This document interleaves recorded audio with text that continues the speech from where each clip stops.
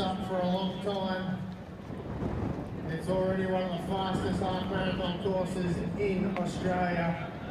And we'll get these runners around. Well, a very good morning and welcome to the 2022 McGrath Launceston Running Festival. Patrick Smith coming to you live here at Duff TV. I'm in the comfort of a beautiful van here. A little bit cold out there today and the winds have kicked up a little bit. There's a southeasterly that's pushing a breeze, which may be tough for the athletes on their way back, but it should be a quick start. And look, you can't go past Brett Robinson as the men's favourite. 13:21 recently in Eugene, Oregon, and also 27:51 in his US trip just a couple of months ago. And then in the women's field, you've got Sinead Diver taking it up against Tassie's own Millie Clark. Now, Sinead, a 1:08.50 PB. Don't know if that'll go today, but of course she's trying to take down the course record at the moment, which was ran by Millie last year in 71:09. Athletes are just getting themselves ready. On the screen there, you can see Nikki Hill, Joel Tobin White in the black. And of course, as we said, Brett Robinson, the Australian record holder, of course, 59:57 in Murugan, Japan, back in 2019. And look, he said last night at the dinner he wants to go fast. There's a lot of factors that are going to come into play for him to be able to get that record today. We've got a pacer in there. Tom Thorpe's going to try and get in through 9K. So we'll see how that one unfolds in the coming moments. Massive shout out to McGrath Real Estate. Realised more with McGrath. We caught up with Josh Hart last night. He's so excited for a multi-deal partnership for the Launceston Running Festival. So we're very excited. Of course, Zim Conveyancing, Optus, Think Big, Live Eat, Hearts, and the rest. So many supporters jumping on board this fantastic event.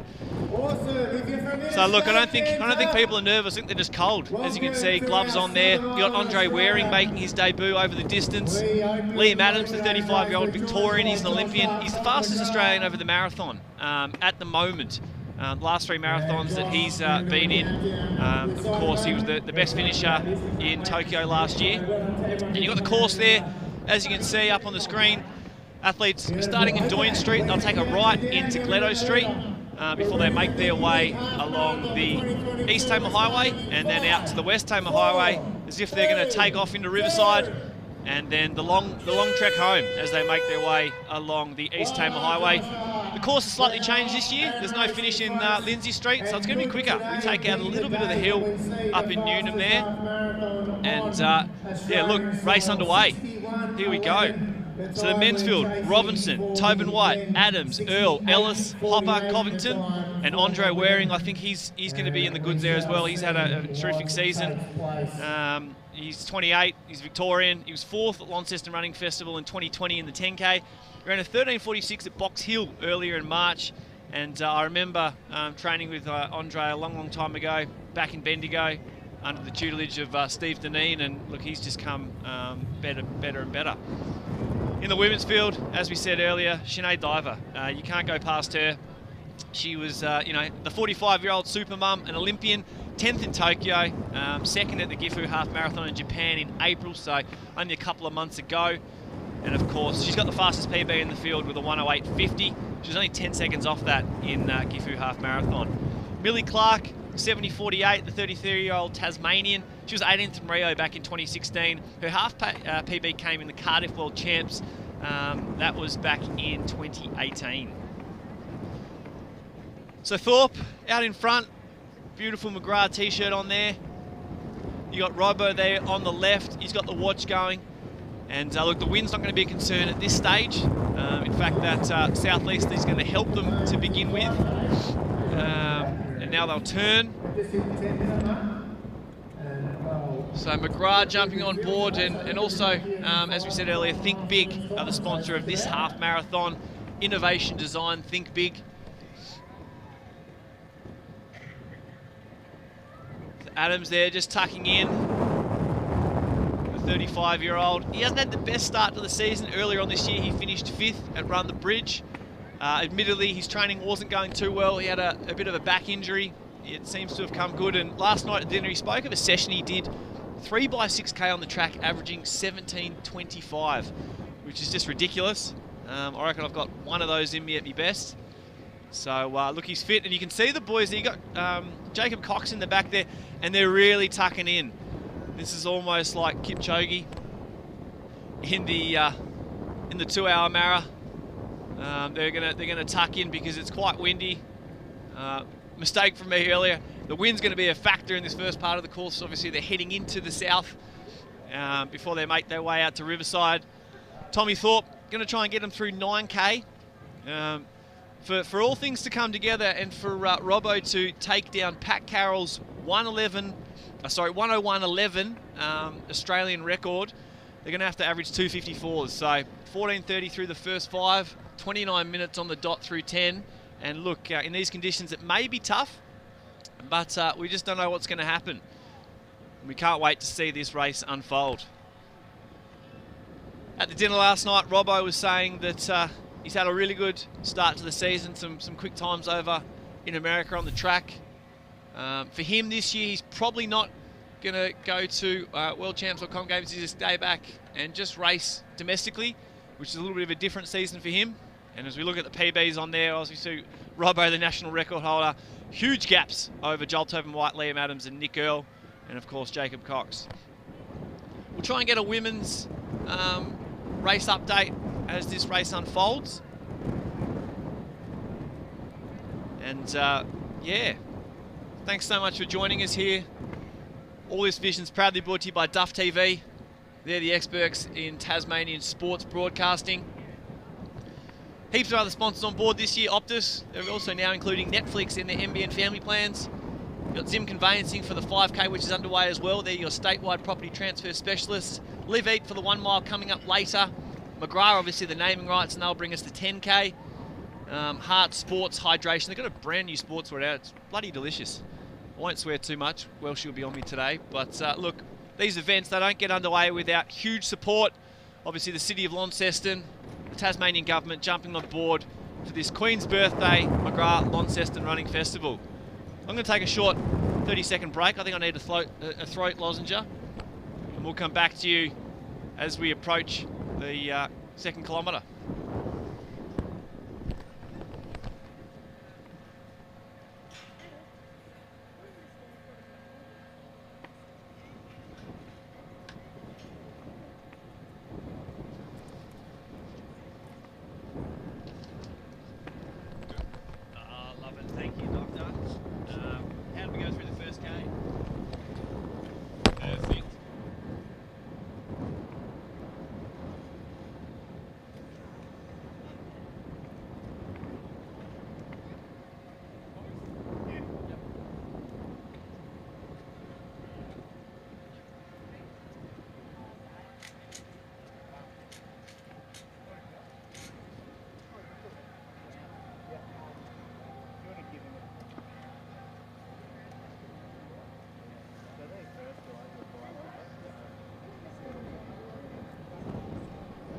First car, I've been told 3:01, a little bit off pace. About 5 seconds behind target if they're to take down Pat Carroll's 101.11. Of course, the course record here, 101.38, Brett Robertson in 2020 in the first edition of this year's race. So we're looking at about 2:55. So we'll find out as this race unfolds. A little bit of sun there coming through. And I'm lucky enough to be getting Richard Welch coming in. See the left-hand side of the screen at the moment, they're going past Launceston College. It's a nice little flat part of this course. They get a little reprieve from this wind. And out in front, Tom Thorpe, Robbo in the middle, Adams on the right-hand side, Jacob Cox tucking in nicely as well, and Andre Waring just out the back. A little bit of a V formation happening at the moment, trying to save a little bit of energy because the second part of this course is going to get a little bit harder with the wind today. But Robbo's looking strong as always.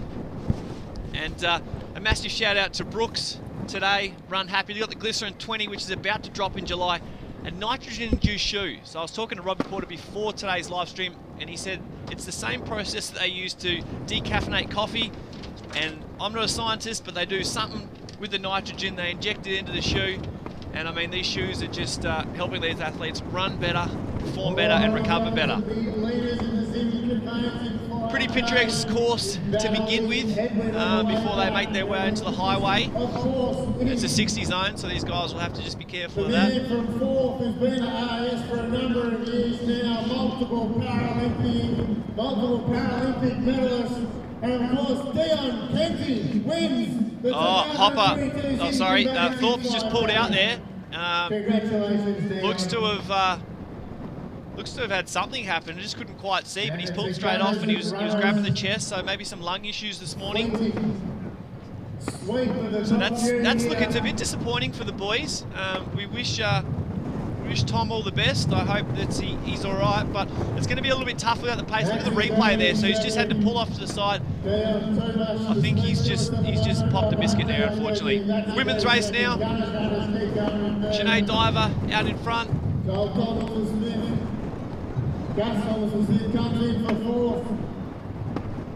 So Sinead Diver there on the left-hand side of your screen. And then Abby Norberg, the 31-year-old New South Welshman. She was third at the Sydney Morning Half back in May. She was a Melbourne Mara winner back in 2021. So they're the two out in front in the women's race as they make their way across the bridge. As we said earlier, today's live stream proudly brought to you by Duff TV. Prize money today is pretty good.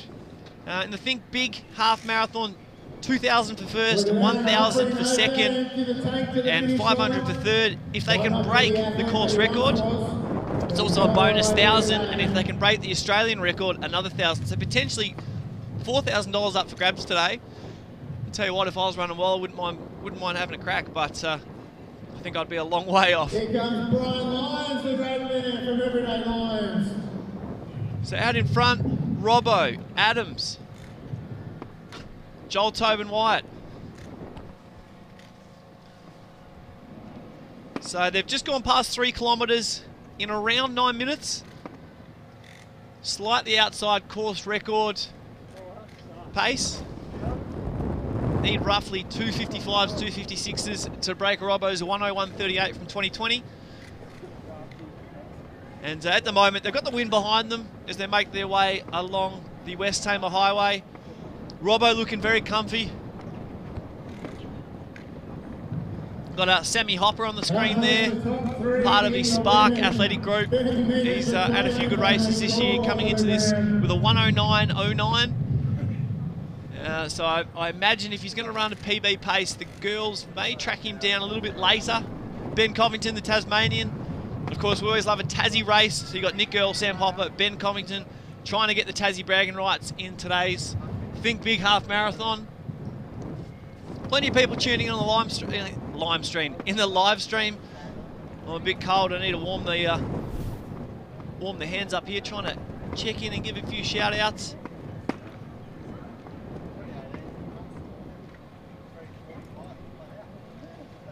We've got a little shout out there. Andrew Hindram, bloody cold and windy. Fair enough, mate.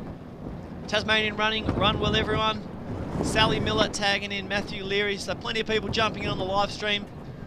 And make sure you hang around at 10:35. We've got the McGrath Launceston 10. Obviously, that's the inception of this race back in 2007. It was just a 10 kilometre, and over the years they've adapted, added in more events. And it's fantastic having it on the Queen's birthday long weekend. So Robbo out in front, having a look around. He looks comfortable, as we expect. Joel Tobin White, and then Liam Adams. Approaching 4 kilometres, and we'll make sure we give out the K-splits to keep everyone. And we've got Shelley Miller and Dr. Brian Rowe out in front in the lead car, feeding us back in information. We appreciate that. In this, the 2022 McGrath Launceston Running Festival, and they're approaching the turn now. So we'll get the 4K split. Robbo turns, and look, he did say last night he's going to have to run hard and fast. I expect him to break away pretty early based on that conversation. Even though it's windy, you can see now on the bottom of your screen, they've just made the turn at around the 3.5 kilometre mark, probably 3.7, and then we'll see a 4K split coming up in just a moment. Andre Waring out on the right hand side. going to be a good little battle there for 4th place with Jacob Cox, the South Australian. And once again, huge support from our sponsors. We're so excited to have so many on board. And McGrath Real Estate, realise more with McGrath. Josh Hart was at the dinner last night. Said he can't wait for a multi-year partnership with this event, which is so exciting to have a new naming rights sponsor. So if you're needing an appraisal, you need to find out the most about your property, make sure you touch base with McGrath Real Estate. And we're in. Richard Welsh, race director, had a busy morning. Joining me now, how good's this vision? It's lovely to be in here. It's a little bit breezy out there, but nice to see all of these guys out on the course there. And what's Liam wearing? Out of question. That's it. That's the trade. Yeah, we do. Well, the arm warmers, they're a subject and topic I think of last night. He said he was going to cut some holes in socks and wear them as arm warmers. So little Where's Wally vibe there. The singlet I accept. Yep. You know, that's his thing now after he won the Melbourne Marathon a few years ago, wore his work top, we get that. I don't know if I'm accepting these arm warmers or not from Liam Adams. I'm a big fan. I'm a big fan personally. I don't mind it. Okay, and they're his work gloves as well, I imagine. So work gloves. On a winter day as an electrician. Pair of socks. Shows you don't have to have the best gear to be up there. No, well, this is true. He's beating many a man who was sponsored behind him. I see. Is that wearing in the Brooks gear behind him? They look similar, but it is indeed. Liam Adams, he's not a Brooks man, but you know he could be. He runs happy. Yeah. So today, how do you see it unfolding? Obviously, Robbo, the red hot favourite, course record holder from 2020. He's had a good season over in America, a 13:21 and 27:50 to his name over the 10. So he's got to be the red hot favourite. Oh, he certainly is, and Liam admitted that at the little speeches that we did last night. I mean, Brett Robinson's PB's 2.5 minutes quicker than Liam. I think Joel Tobin White's got a quicker PB than Liam though. So it's going to be these three. Obviously, we knew it would be. We were hoping that Thorpe would get a little bit longer. I'm sure he won't be thrilled with his own performance there, but he did say he's going to duck back and see if he can help out Sinead as well. So don't be surprised if we see Tom jump in and help out Sinead there, who's on our picture right now. And well, she's a class act. Well, she's the super mum, isn't she, of Australian athletics?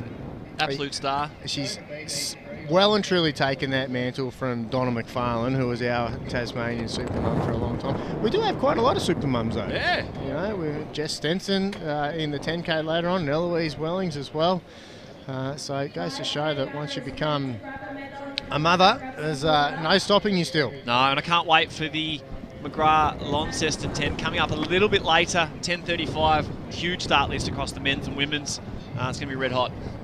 Yes, 10:30 start for that one. So we'll reset our live stream afterwards from this one, and don't delay. Come back and join us for it. But look, that looks like a pretty steep hill. Really, it's just an approach to a bridge. It's not that bad. No, the camera probably a little bit deceiving there. You can see the cars on the left-hand side. It'd be a weird feeling. Obviously, normally you'd be going the other side. The boys make their way up the bridge. Speaking of Joel Tobin White, 28-year-old Victorian. His PB came back in Murugu in Japan back in 2019, 62-63. He was third at Run the Bridge in 2020. PB of 28.47 at Zatopek, where he was 4th place. Liam just pipped him there. And then a 13.38 at the Adelaide Invitational earlier in the year. So pretty good form for Joel. He's normally had a few injuries over the past, but the last 18 months been able to string together some good times. Yeah, and he's been wanting to come and do this for a while. I think he got Crook. Well, no, he got Crook the first year in 2020, and then of course Tasmania wasn't letting Victorians in 2021. That's right. Little thing called COVID, and we're lucky to be looks to be out the back of that one at the moment. Liam's done with the socks on his arms. He's warming up finally. It only took him 16.5 minutes. But he's finally discarding with the arm warmers / toe socks, and the boys behaving very well. They're not cutting the corner. We do have our course measurer out on course, Jared Gibson. This is of course fully certified to World Athletic Standards. All of our events, the mile, the 5K, the 10K and this half marathon have been properly certified, and so the runners are making sure that they stay in the right hand lane for them on the way back on those bends. It's all right once the road straightens up there. You can't take a shortcut on a straight road, but you can on a corner. Oh, indeed. And now they're making their way back past Launceston College. Nice little flat section of this course. The boys went through 5K in around 15 minutes. We'll get an exact split from the doctor. Oh, 3 points from Liam Adams. What a shot. Adams going to line up for the Celtics, I think, a little bit later this afternoon with a shot of the socks into the bin. I've got to shout that out. That was unbelievable. We need to talk more about that shot on the run. He's running sub 3-minute Ks. Can we get an action replay on that? 17 minutes into a half marathon. He's probably running a PB today. He discards his work socks. You know, if he was Gillan McLaughlin, that would be front page of every paper and lead story on every news tonight.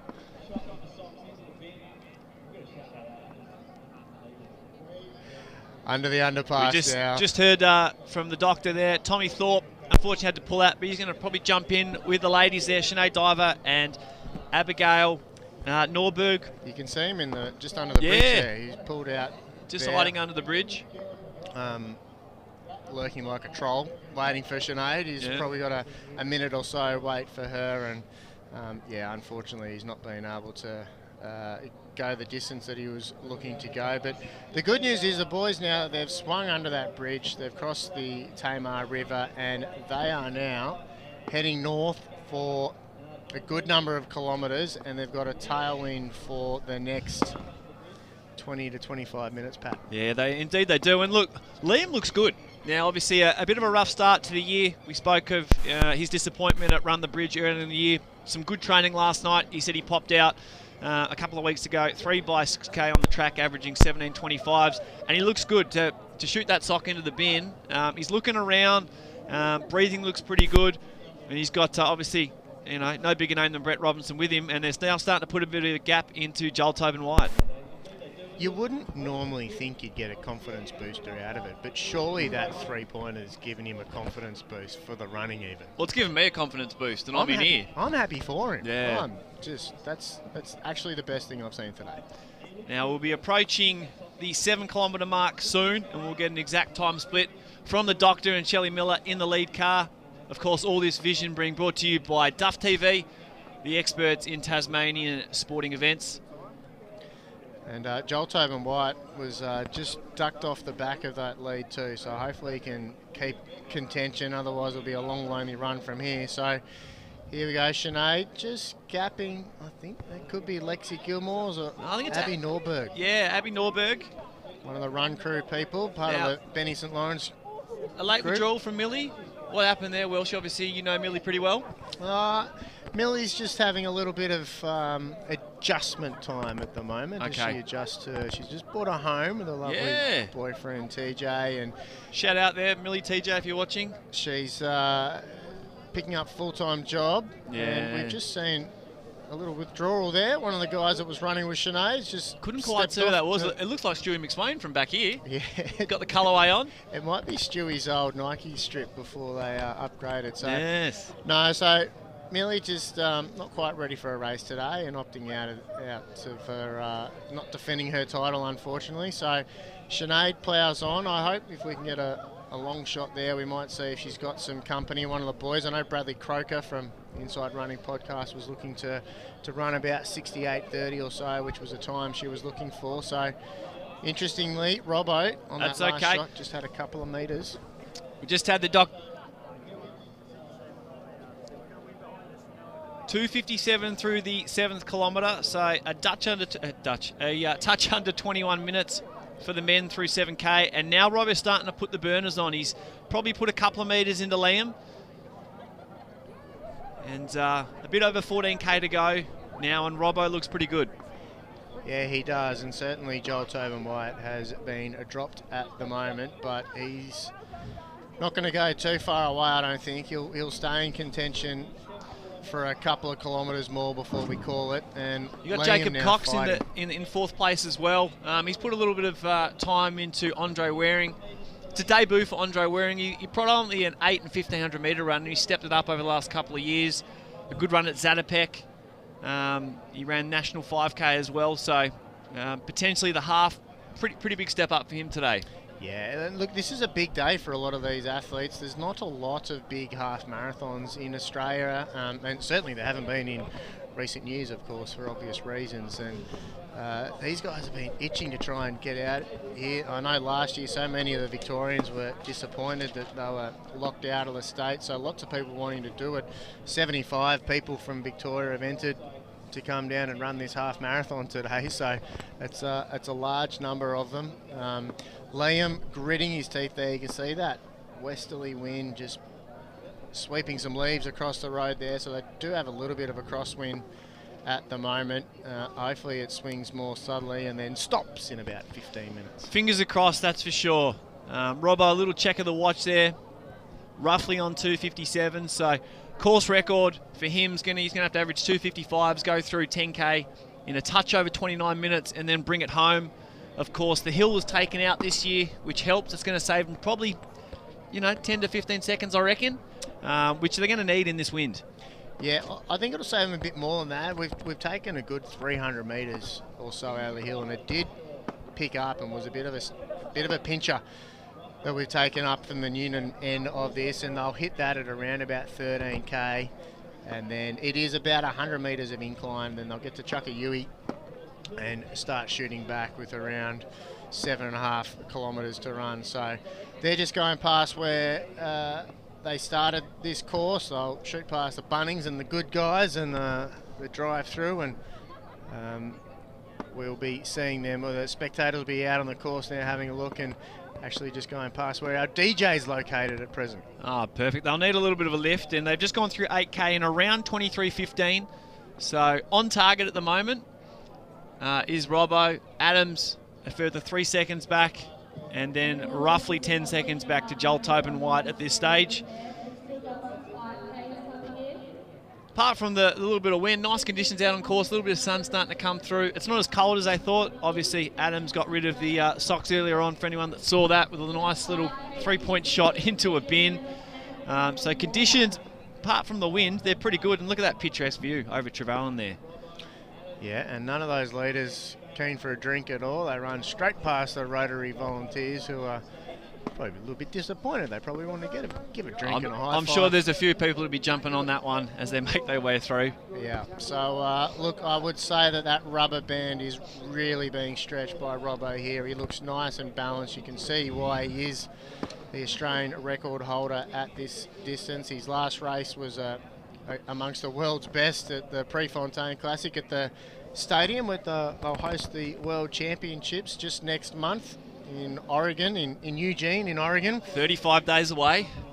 Wow, and 46 for the Birmingham Commonwealth Games, so it's a quick turnaround. Not exciting. Too many doing both, that's for sure. Not in these distance races, that's for sure. No, and last night at the dinner, Jess Stenson, Eloise Wellings opting, if they can, to be chosen for the Commonwealth Games team in Birmingham, so they'll line up there. And, probably looking to medal, I reckon, at this year's Games.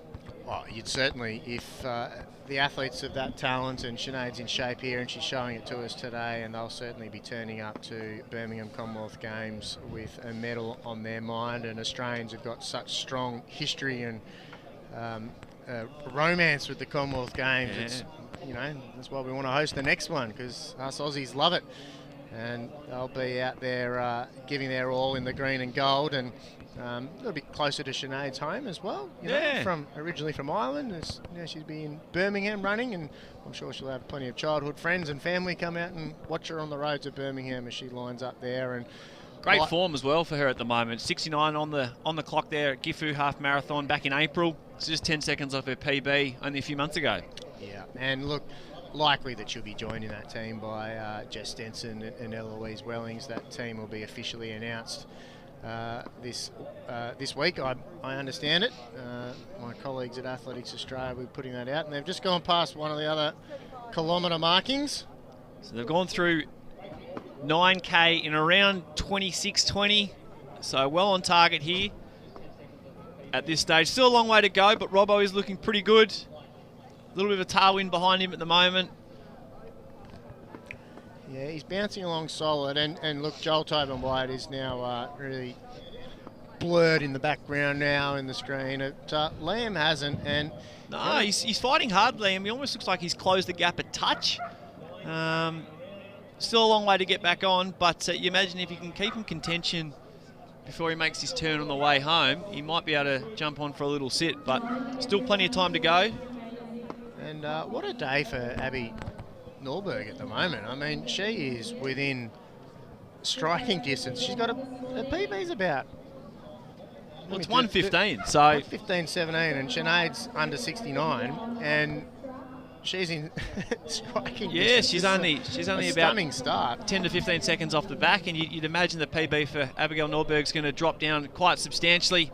Probably a 71 or a 72 by the looks of today's performance. Well, the run crew guys said, well, can you help this girl out? I think she's going all right. We can give her a bit of a start up the front of the team, and well, it was a very easy decision for me, and seems like a good one at the moment so far. She was third as well at the Sydney Morning Herald Half Marathon back in May, so good form leading in only a month or so ago. How balanced is... You can tell Robbo was a track runner. I mean, he was an Olympic finalist in Rio over 5,000 metres. He's made national finals over 1,500 metres. He just looks balanced and up about... You look at Liam Adams, and it looks like he's... Looks like he's chop suey there, just whipping together a stir-fry or something in the kitchen. He's not looking as comfortable as Robbo, but you can't discount him. Was he 24th at last year's Tokyo Olympics? Yeah. So he did have one up. The last time these two raced, it was at the Olympic Marathon, and Liam did beat him on that day, and so... He's certainly not dropped at the moment. No, Robbo does look comfy. He's just looking around, taking it all in. Obviously, he's a course winner here back in the inception of this race back in 2020. A big win at Run the Bridge early this year, 28.39. He's the course record holder. I think, was it Jack Rayner? Who's the course record holder in Hobart, Welshie? Was it Jack or was it? It is Jack by 2 seconds. 28. 37? No, 28, 20. Oh, you put me on the spot here. That's awkward. Because I think he went 28, 21 the same year that Jen Gregson set the course record last year as well. So Robbo got the win. He went 28, 28. Then the next year 28, 30. And then the next year it was Jack Rayner at 28, 21. And then, of course, Robbo came back this year for his third win.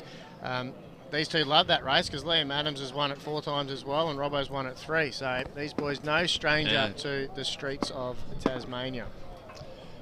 We see them regularly in the Think Big Run the Bridge and also the UTAS Burnie 10, which will be the next big Tasmanian road race coming up after this. In October, part of the Triple Threat series that we have in Tasmania, all thanks to Epic Marketing. Starts off in Hobart with the Think Big Run the Bridge. Midway through, we're here now today at the Launceston Running Festival, brought to you by McGrath Real Estate.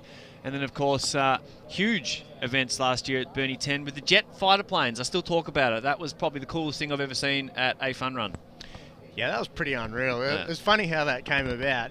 For those who missed it, at the Burnie 10 last year, we did have a fighter jet do a flyover. And are we getting a 10K split off the doctor by any chance? Well, I haven't got it yet, but I believe... Looking at the time there, they went through in 28.50. We'll see if we can get the doctor on the phone. So we're on target. This is all good.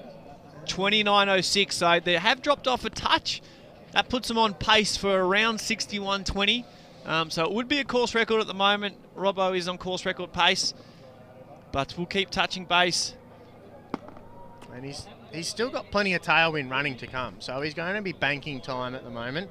That's what Stewie McSwain said to me at the Burnie 10. You got a bank time on the way out with the win, so I'll be doing that. And breaking news, sorry to cut you off, Welshie. There's been some trees that have blown down on the course. We might get a little bit of vision, but apparently they're getting cleaned up as we speak. So potentially turning into a steeplechase out on the course with a little bit of wind overnight. Right. Yep. Well, that's always lovely to hear as a race director. Yeah, just threw you on there. She's been a rough enough morning already, and you can see the trees getting blown around there in the background. And look, obviously all of Australia getting hit with weather, particularly the east coast at the moment. That's not too well. We lost power in many parts of Tasmania overnight, and it was pretty good conditions last night here in Hobart. Well, we can see the council workers. Shout out to the City of Launceston. Oh, I got Pat Carroll tuning in. Workers doing some help on the side of the road there. So, look, we're not going to hold it against these guys if they don't run the all-comers times that we were all hoping for, but these athletes giving it their every best chance at the moment to run as fast as they can in the conditions that are being presented to them. But a pretty good response time there from the council workers to get out there with the chainsaws and drag them off the side of the road. Won't worry Robbo and Liam and Sinead Diver as they just cruise on by. No, exactly. And shout out to Pat Carroll, obviously the Australian record all-comers record holder back in Sydney back in 1994. He's just jumped on the live stream and said howdy. So howdy back. Probably tuning in just to see can Robbo take down his record. Yeah, wouldn't he be looking at it and going, oh, all that advancement, the special food, they got the pogo shoes that some of them call it these days, and Pat would be there on Facebook, proud of himself. He's been able to figure out the technology to jump on and go, back in my day, we just had a steak for dinner, woke up the next morning, had a swig of coffee, got out the door and ran 61.11 back in 1994. Banged out 254s, so he's got a great name as well, I must say. Very good, Pat. Yeah. Very good. Oh, watch out. Just a young fella there almost getting in the way. Robbo, I don't think he'll be looking for a drink until the last drink station, if at all. He was keen, that young fella. He wanted to give him the cup. Yeah. That's all right. Liam not taking one either. No. So, well, these guys absolutely pouring it on at the moment, making the most of this long stretch of tailwinds. Yeah, almost a Tour de France moment there with the young kid with the drink station there. Don't say that. Don't say that. Well, Dr. Rowe told me to say it. Did he? He did. Okay. Well, call me optimistic, but those trees are moving less in the background at the moment. They are indeed.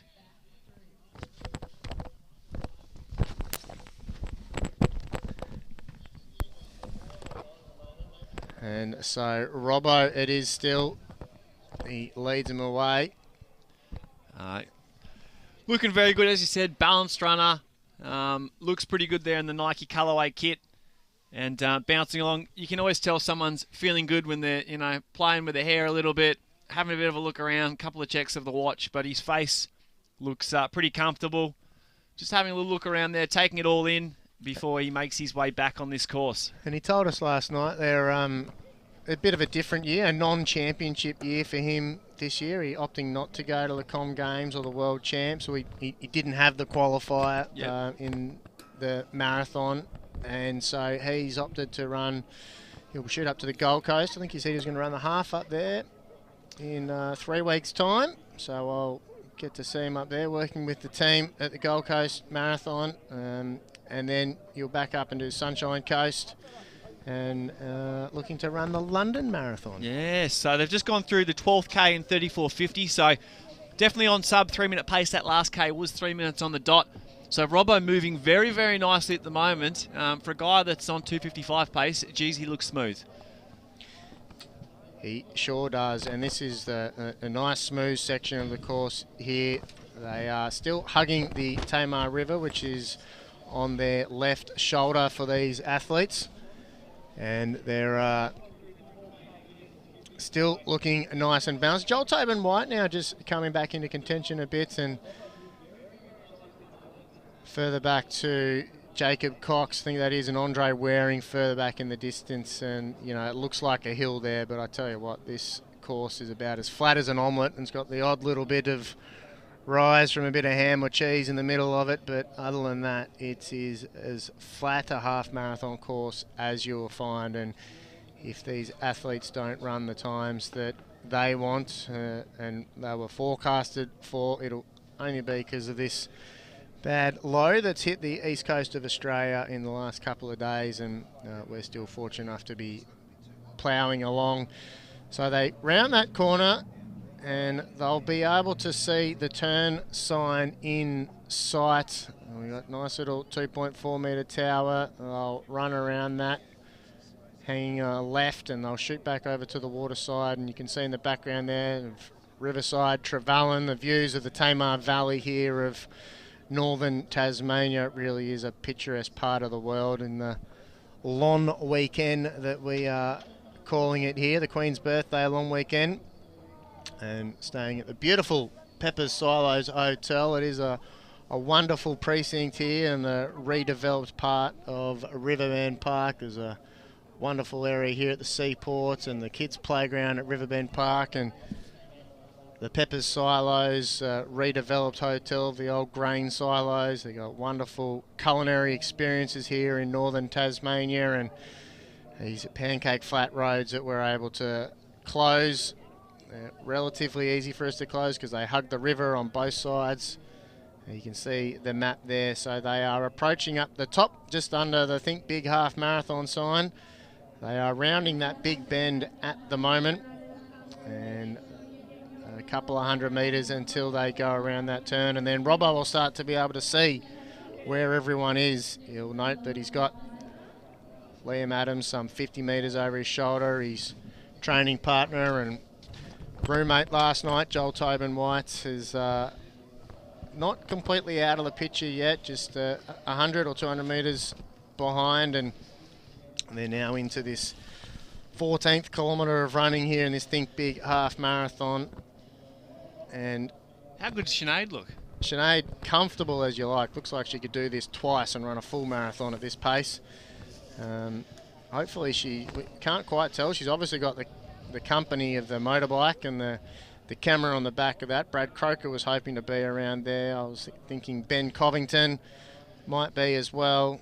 Phil McConnon perhaps hoping to sneak under 70 minutes, but looks to be a little bit solo. And does Sinead take a drink?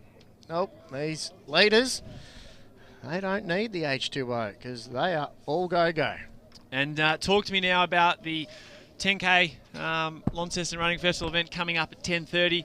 I mean, Sam McAtee, Kieran Tall, Kieran Perkins. Geez, that's a name. I know. The number of people have replied to the media release going, is it a running event or a swimming event? Yeah, it sounds like it. Obviously, Jimmy Hansen, the local favourite there, Adrian Potter, Liam Baldwin. Timmy Vincent, he's in super form at the moment. Young Salmon Clifford, the Tasmanian. And then the women's race, Eloise Wellings, Leanne Pompiani, Jess Denson, and Natalie Rule. What a season she's having. She's like excited about this. It's a loaded field. It's almost as loaded as that event in 2020 when we had Rose Davies, Jen Gregson, Eloise, Natalie Rule was in there as well. It was a big day. So, look, the boys here now are just at the bottom of really the only hill of this course. It'll go for 100, 150 metres, and you can see the car just going wide now so I can make that turn. And we'll lose shot there of the turn. So the boys just taking that turn on at the moment. We pick up another shot of the very comfortable Sinead. Abby Norberg, she's going to hit 14K within a stone's throw of Sinead Diver, who's got a PB of 6.5 minutes quicker than her. That's insane. So she's probably, 20 seconds, you'd say, off the back. As we spoke earlier, in pretty good form. She's won the Melbourne Marathon back in 2021, third in the Sydney Morning Herald half marathon back in May. So great form, as you spoke. Yeah, had someone reach out to you to get her involved in this year's race. And, yeah, look, I think she's going to come back for years and years to come. Yeah, so you can see Robbo and Liam now have gone round that turn, and Joel Tobin White just approaching it. So this will be a really nice chance for Robbo to get some perspective, and it's right now, Pat, that we want that wind to drop, mate. Exactly, we do. It was windier earlier. We first came down here around 7:15, and the wind was up and about, and I think us giving it a little bit of smack has cooled it down a little bit.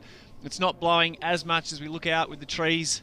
It could be a little bit of a nicer run home. 14K in 41.03. So, boys moving really, really well here. 14K, 41.03. And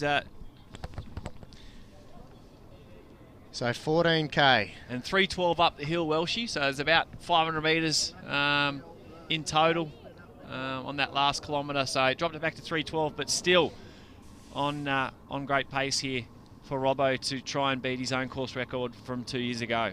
Yeah, and Diver looking no different at all to what she did 10 kilometres ago. Still nice and balanced, as you'd want to be. She's been clocking 160 to 180k a week in training, and you know, getting a lot of good, solid work done at the moment, and 46 days to go until she runs her next marathon. And Geez, it's an exciting time. Oh, look at the cows coming up. Well, I tell you what, I get excited about random things so Welshie. I know you're a vegan, Pat, but if you do like a nice Angus steak, it's the best place in the country to get one. And here back in to the Northern action here live at the McGrath Launceston Running Festival. None of that. These runners here filled up on all things healthy, like Hearts sports hydration, the energy to recover. In fact, Hearts, was that Mick Francis that you dealt with? Indeed. Yeah, beautiful sports water that one is. And look at the sponsors there. City of Launceston, of course, McGrath, our naming rights partner.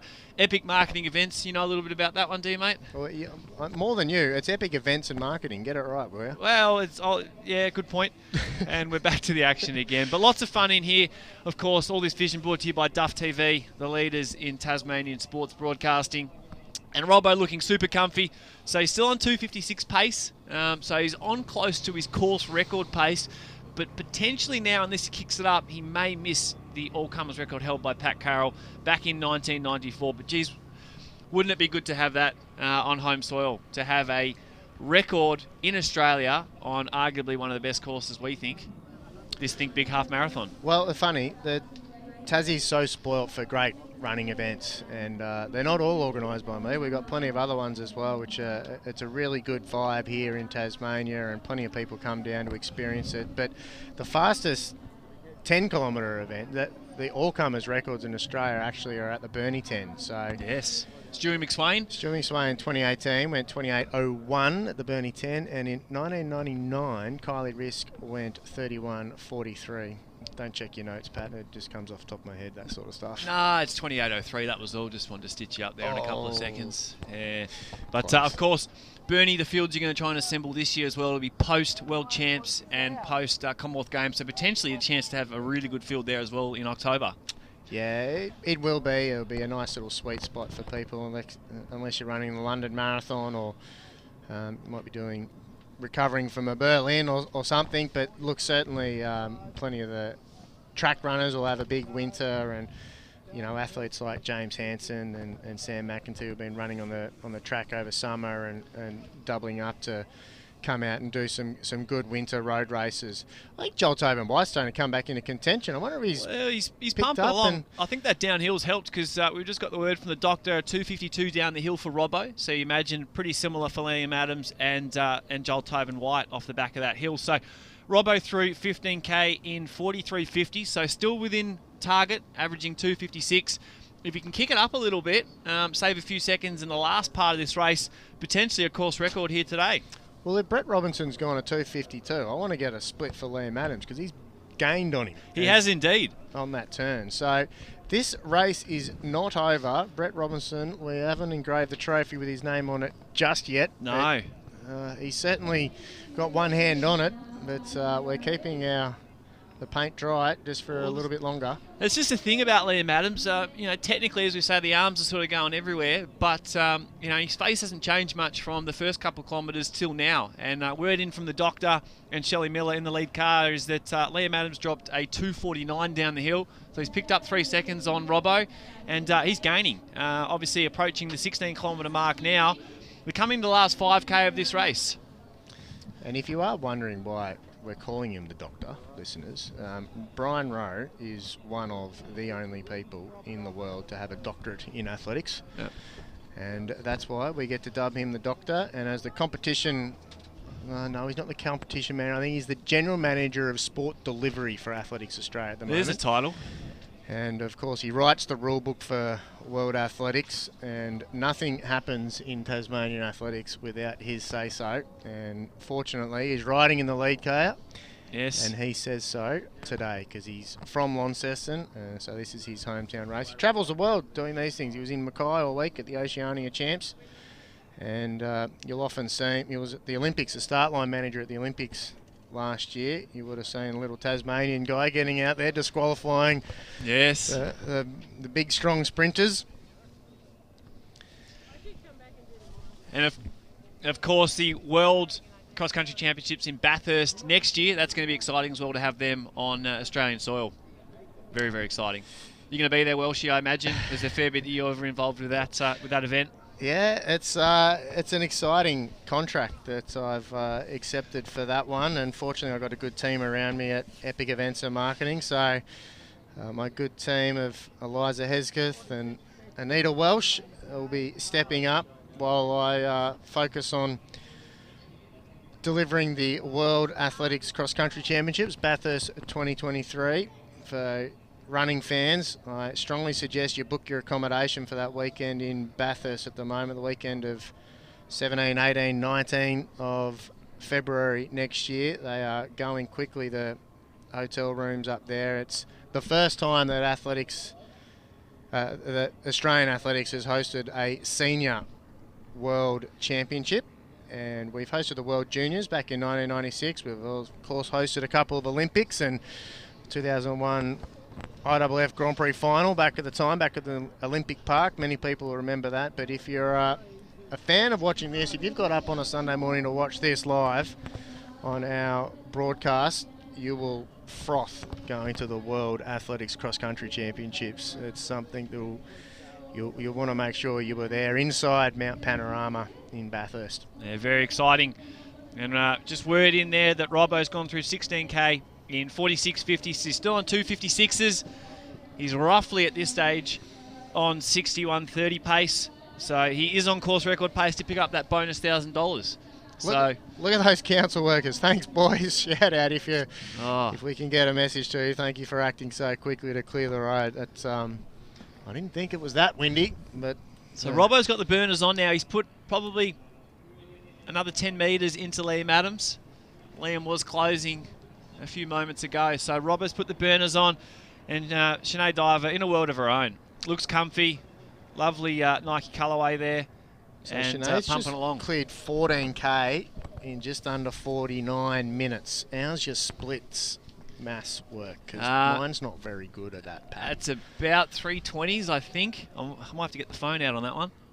All right, well, we'll let you do some maths because I'm fried already, and that's not my strong point at the moment. So, bit of debris on the road from those trees. You can see the pram getting pushed along there. And another thing to look out for, we've got a guy called Jade Childs running in this Think Big half marathon, and he's chosen to push a wheelbarrow the whole way around. Yes, I've seen that in the lead up. He's a tradie. He was going to do the great wheelbarrow race up in North Queensland, but couldn't. I don't know if he could get his wheelbarrow on excess luggage or not on the plane. Mate, might have been a bit of a challenge with Qantas or Virgin baggage handlers asking if he can take his wheelbarrow with him. Imagine that. Imagine if you rocked up and, well, you can see the carnage on that sign. That's one of our kilometre signs has been blown over in the wind there. That's never a good sign to see. So that's, what's that? Is that 16K, Pat? 16K, 49, 48, another 256 for Robbo. So he's on course record pace. Yeah, so we'll keep an eye out for Jay Childs pushing a wheelbarrow out there. And we did a nice little story on him. He's a lovely local footy player and a tradie, and we did the story, and he put a little plug in there. Oh, if anyone's listening, get me a new wheelbarrow. And apparently Kelso reached out, I don't know, through one of the local hardware retailers, and he got a brand new wheelbarrow out of it worth a few $100. So he's a happy little tradie.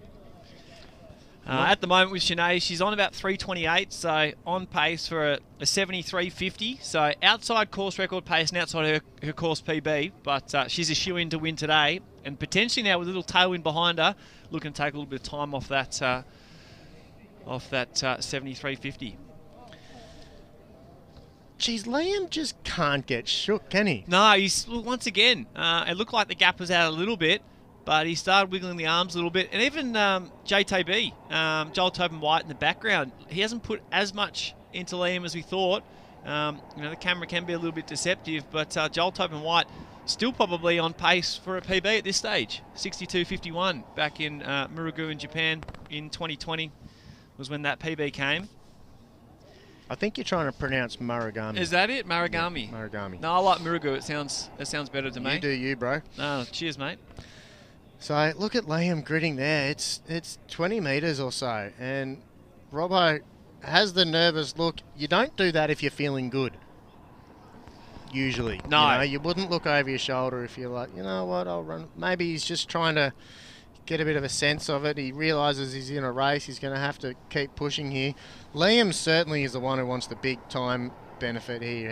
He said last night that his PB is like going to grandma's house where you're looking in the cupboards to find the thing with the oldest use by date, and he feels like his PB for the half marathon is not respective of his ability to run a half marathon. He's run 62:51, which is very good, and if you offer that to most runners, they go, yep, cool, I'll take that. I'd be happy with a 102:51 half marathon PB. But Liam's a dual Olympian. He's been 5th and 7th at the Commonwealth Games.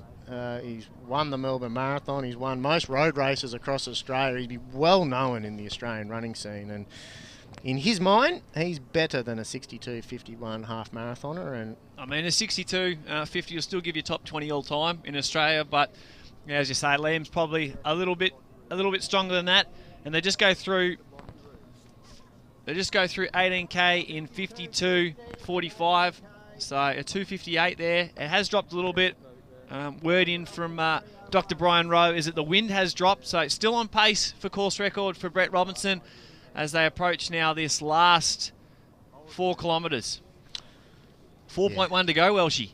And you can see the Angels in the background there with the flag up on the top. That might be the 2-hour Angels. So the Tasmanian Roadrunners, one of our great partners of this event, they provide paces, and we call them Angels. So you don't have to worry about your watch. You can just run with them, and they're all very experienced to run an even pace and to get the runners across the time. And we're trying to build this Think Big half marathon up, Pat. We're trying to make it a big event that people travel to. We know that people will love doing a 10k road race, and we've got plenty of great ones in Tasmania, but a half marathon and a long weekend in Launceston in June, we think is a beautiful experience for people to come down that they love running. Look at these, the sun's out, they're running in shorts and singlet in the middle of winter here in Tasmania, and these runners are out there putting on a show. And it's not just about the elites at the front of the field, of course. It's all those people on the other side of the road cheering the elites on and really getting amongst it and doing their best and setting those goals. And look at that lady at the 9k kilometre marker there banging the cowbells and trying to get some enthusiasm going for the rest of the runners on their way out there as they come past the Moray Bay intersection. About 2.5k on my maths to go. That's about where the 5k turn is. So Robbo still on pace here. We've got a little shout out to J Mac asking how long Pat Carroll's held the Australian all-comers record. So it'd be almost 30 years now. Oh, sorry, 20 years. So 28. 1994. 28. Yeah, that's a long time. I started high school that year.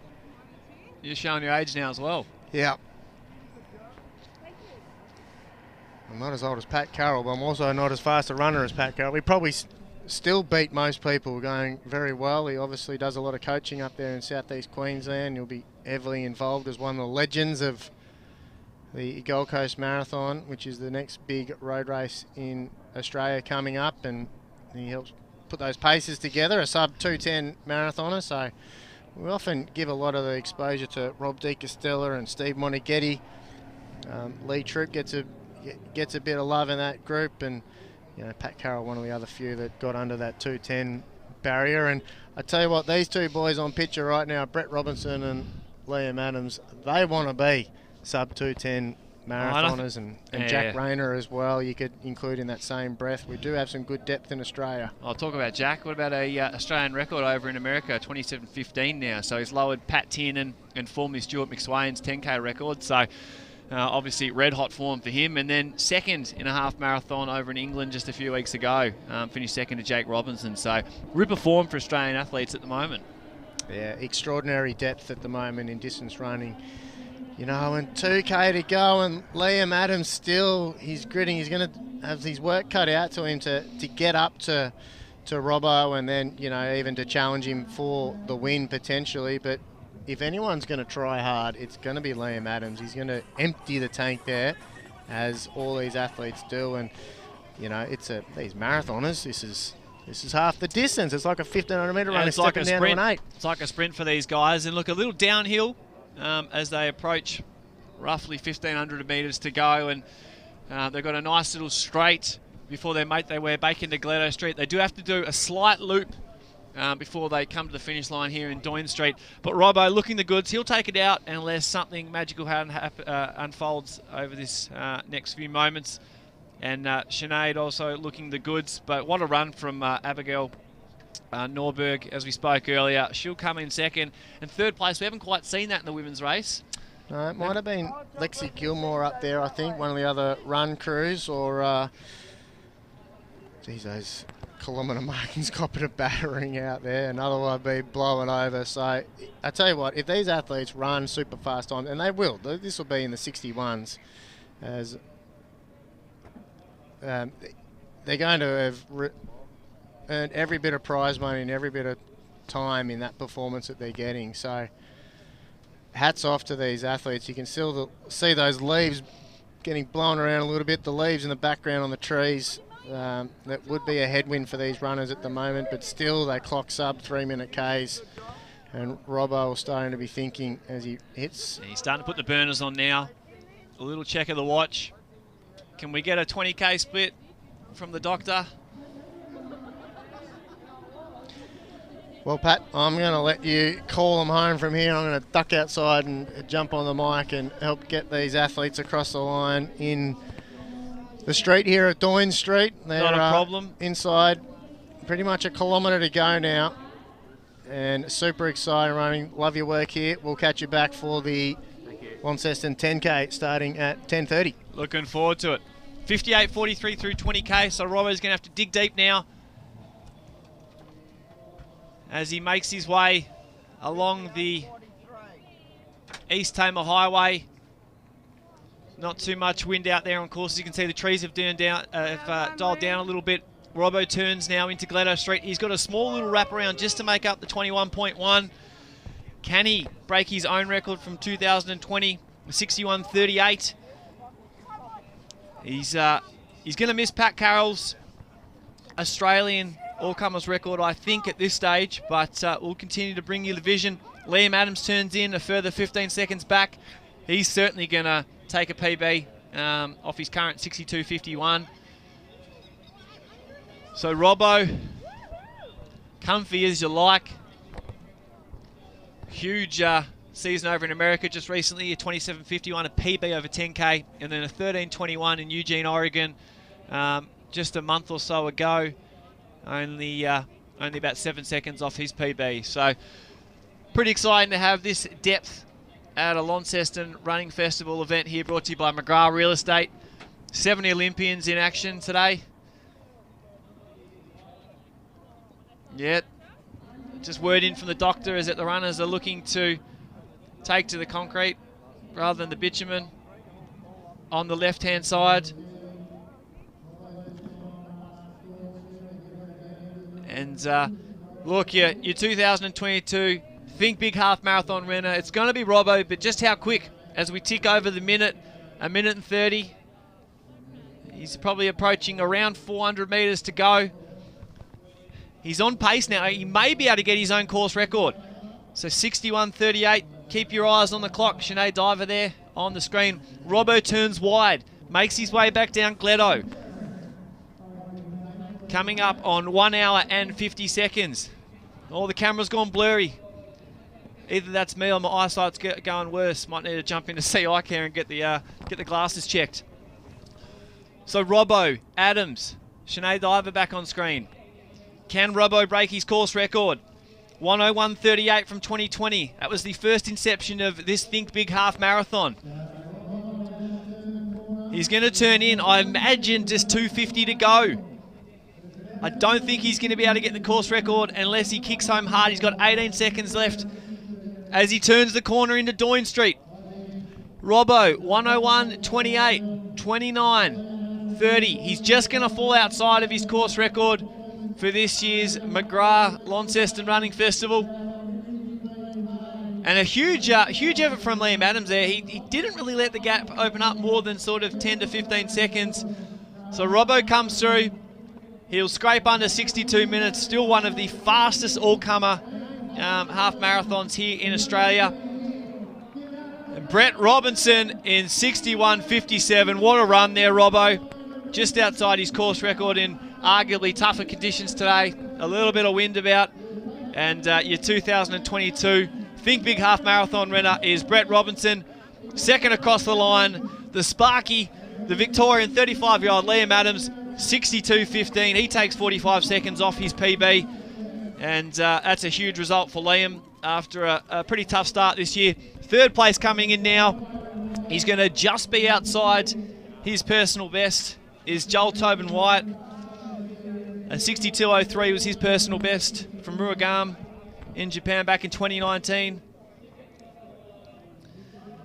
So third place there for Joel Tobin White. 102.45, 46. A 102.47 for Joel Tobin White. Huge run there from him. And so your top three in this year's event in the men's, Brett Robinson, Liam Adams, and Joel Tobin White. We'll bring you all the women's action. That race is still unfolding. As we spoke before, Sinead Diver, the 45-year-old supermum, who's just been selected for the Commonwealth Games. She's heading over. Lonnie's going to be her last race. She spoke earlier to Richard and myself last night and said that this will be her last race before she takes off to overseas before the Commonwealth Games in Birmingham. Just 47 days away. So Sinead Diver on the screen there.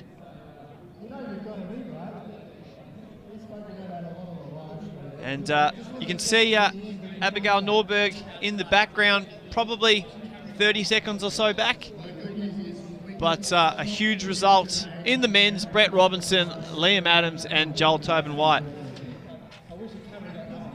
Plenty of people jumping in on our live stream today, which is super exciting. Huge shout out there from Pat Carroll, obviously the Australian record holder. Australian all-comers record holder. Of course, Robbo is the record holder, 59.57 from just 2 years ago. But I think one day we will see a men's race record, an Australian all-comers record down here in Tassie.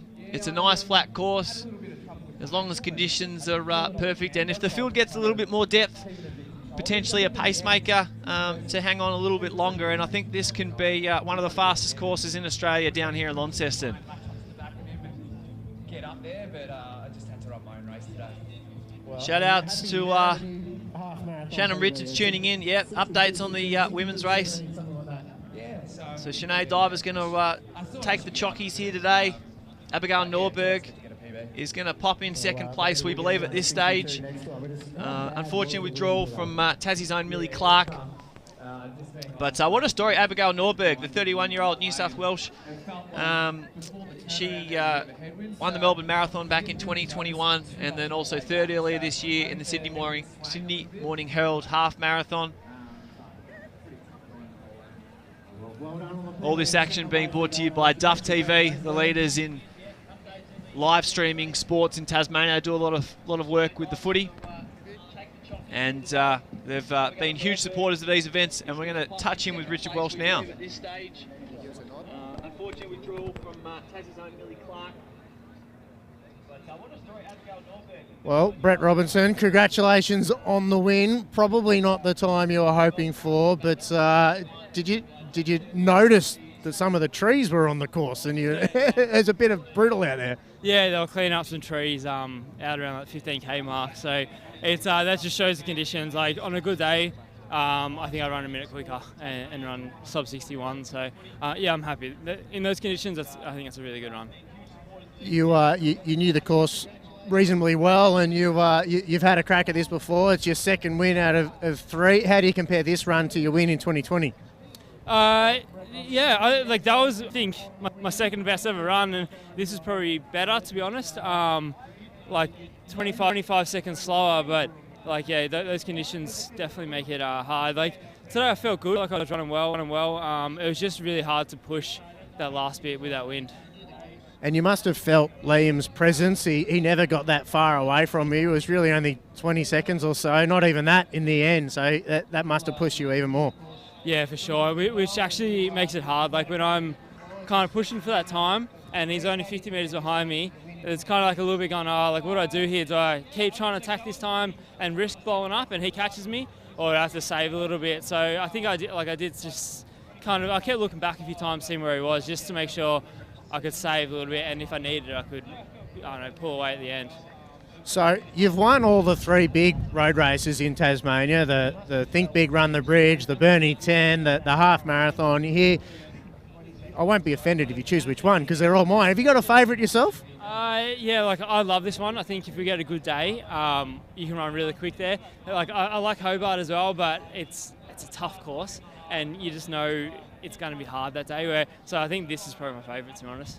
All right, well done today on the win. You've won 2 of these 3. You're welcome back anytime, mate. Good luck at your upcoming events, the Gold Coast Half, Sunshine Coast Half, and the big one, London, in a few more months' time. But congratulations, well done today, Brett. Thank you very much. Yeah, great interview there from Welshie with Brett Robinson, this year's winner. And Sinead Diver makes her turn now into Glenelg Street. 1:08 on the clock. Of course, the women's race record, Millie Clark, 1:11.09. So I think that's going to go today. Sinead Diver, probably 500 metres or so to go. She's got to beat 1:11.09 from Millie Clark from 2021. That was last year, of course. And Sinead Diver looking to get their race bonus of $1,000 if she can beat that time. So let's cheer her home. Obviously, an absolute star of athletics, trained under Nick Bedeau. And we spoke earlier, this is going to be her last race before she heads off to the Commonwealth Games in Birmingham. Selected last month, of course. And she's got to do that little loop just to make sure the course is officially measured. The 21.1. A little turn there. I'm sure they won't mind. It's better than going up the hill from last year's course. So we look at the clock now, approaching 69 minutes. Of course, that was her PB. She ran, 68.50 is the PB, 69 on the dot in Murakami in Japan earlier this month for 2nd place. And she's definitely going to break the race record. Just by how much? There's Croaks there. Said he was going to pay Sinead, and he's done a pretty good job to pull along this far. He's probably got 40 or so metres on Sinead Diver. And look at the weather down here. It's going to line up really well for the 10 at 10:30, just an hour and 10 minutes away. Huge fields in that. Sam McAtee, Kieran Tall, Kieran Perkins, James Hansen, Adrian Potter, Liam Baldwin, Tim Vincent. Geez, I think we've got about 20 blokes with PBs better than 30 minutes. Bradley Croker crosses the line in 69.50. And Sinead, we think she's going to break the course record. Just from this vision at the moment, I can't quite see her.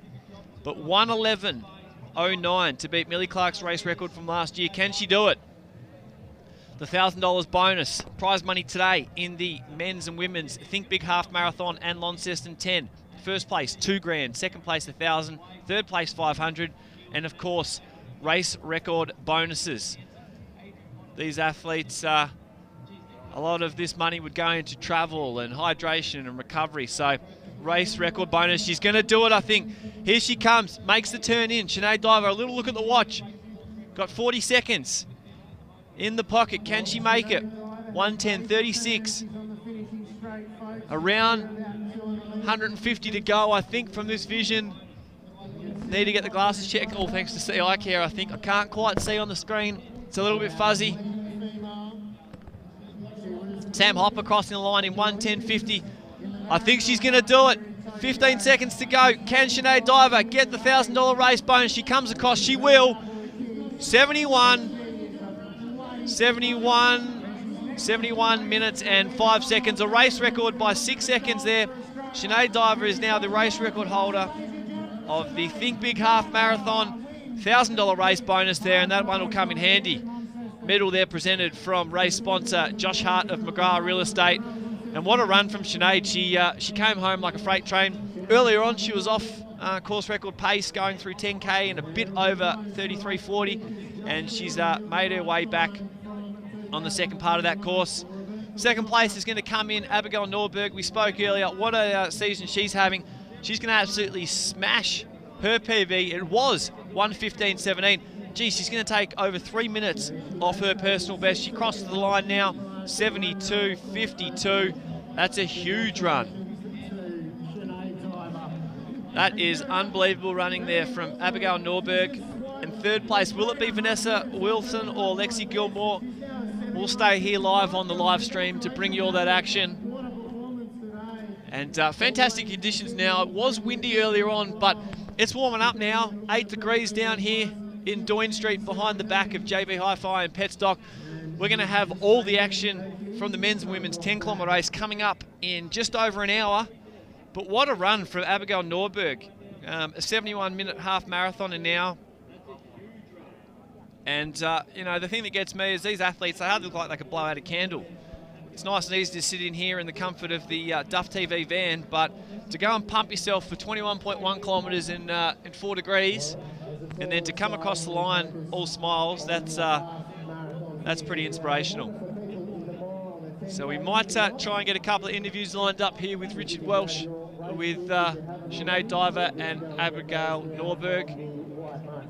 And we'll come back to you just before the men's and women's 10-kilometre race, which is coming up in just over an hour.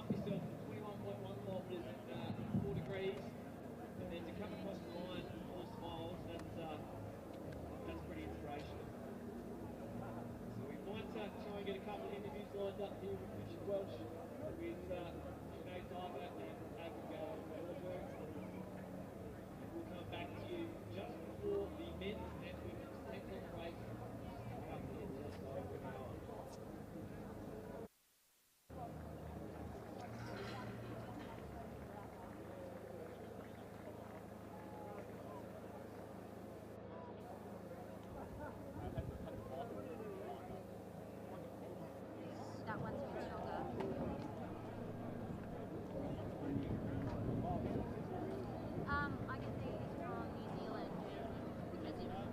from New Zealand because you're right, in Australia you can eat it.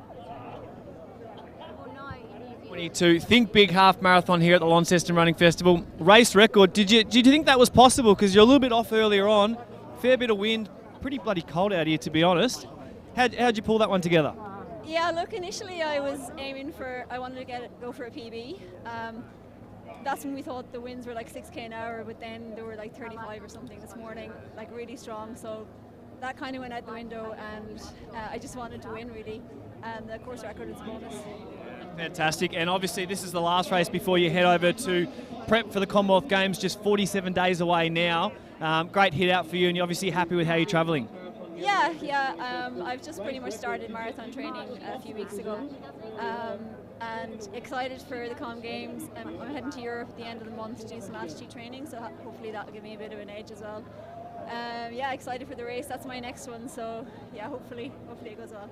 Will we see you back here next year to take on your own record now and hopefully lower it and potentially a PB if the conditions are right? Yeah, I'm definitely, I love the 10k here, and I'd like to actually give the half another go on a better day and yeah, get a faster time. Yeah, if you had to choose now, because you're the race record holder in both, so 31.58 in the 10k and now the half, we might have to put you in the 5k so you can take that out as well. Yeah, I don't think the 5k is my forte. I think I'm better over the longer distances. Well, I reckon the half again next year. Yeah. Thanks so much, Sinead Diver, the 2022 Think Big Half Marathon record holder and race winner. We wish her all the best in her preparations for the Commonwealth Games, and we can't wait to cheer you on in just a few months' time.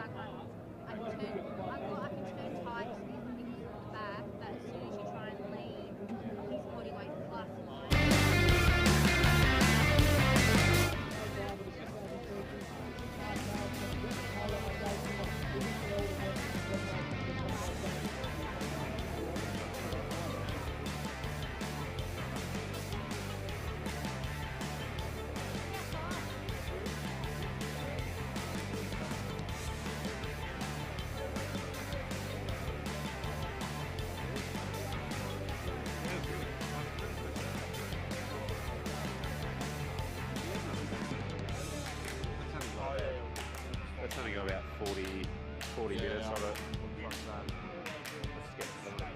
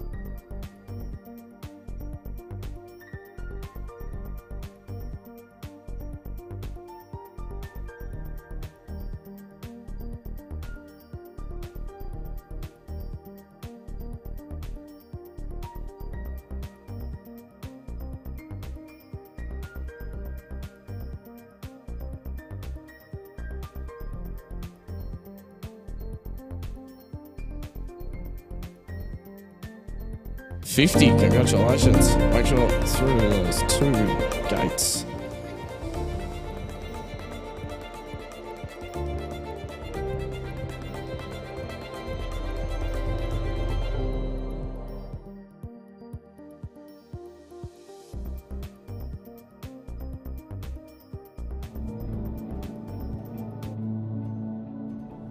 The McGrath approach doesn't rely on guesswork.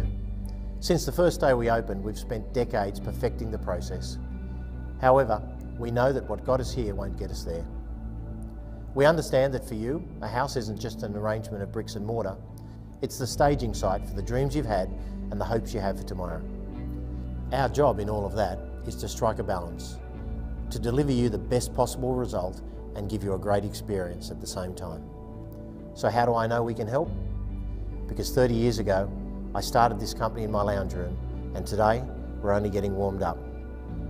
I'm John McGrath, founder of McGrath Estate Agents.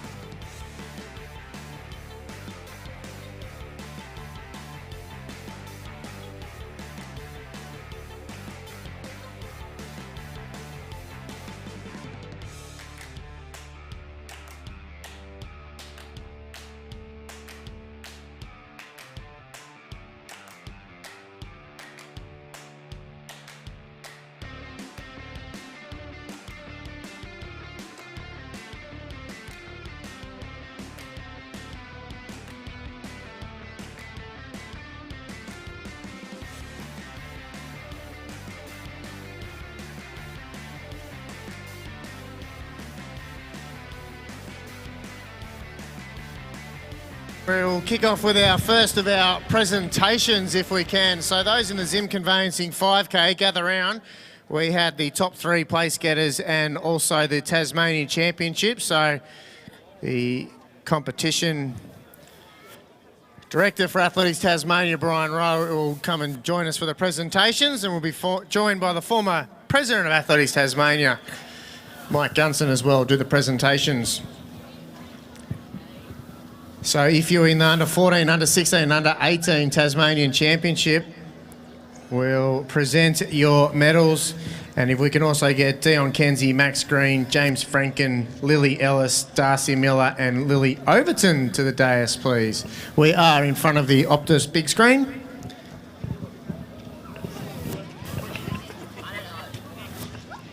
And then the conclusion of the 5K, we'll be doing the Think Big Half Marathon, a top 3 in each event, and also the Tasmanian Championships.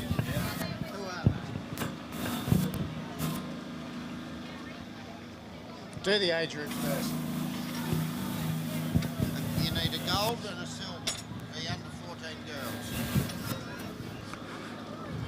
The first presentation is for the Tasmanian under 14 girls 5K Championship. In second place, winner of the silver medal with a time of 27:18, Charlotte Adams. She's lost for the moment. And in first place, winner of the gold medal with a time of 22:09, Savannah McKenzie.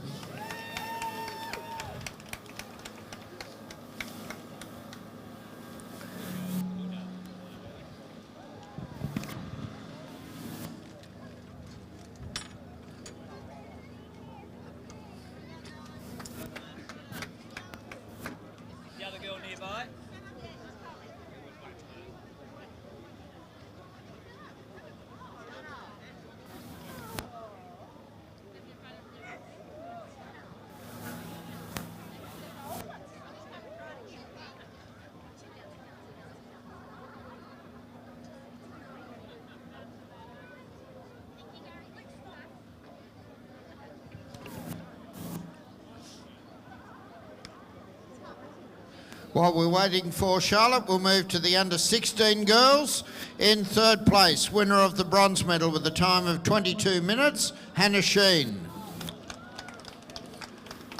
In second place, winner of the silver medal with 18:39, Ashley Felberg.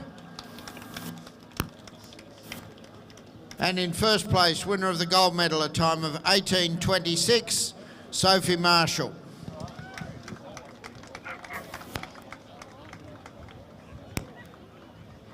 All a bit shy, those girls, despite running very well.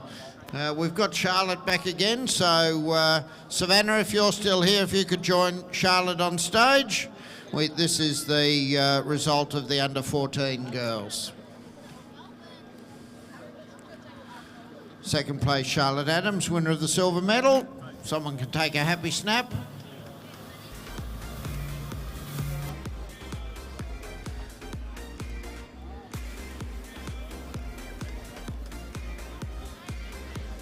Results of the under 18 girls Tasmanian Championship. In first place, winner of the gold medal with a time of 22:05, Kate Atherton.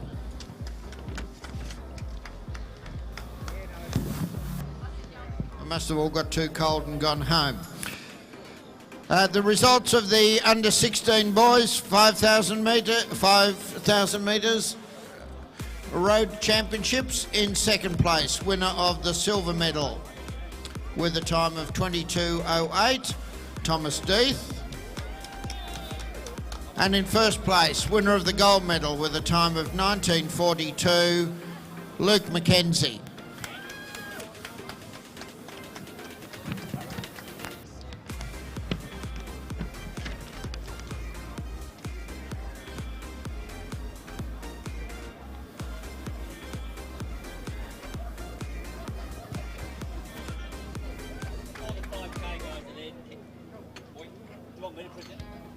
Yeah, no, still got the under 18 boys. Tasmanian 5K Road Championships in third place, winner of the bronze medal with a time of 17:12, Lachlan Sheen.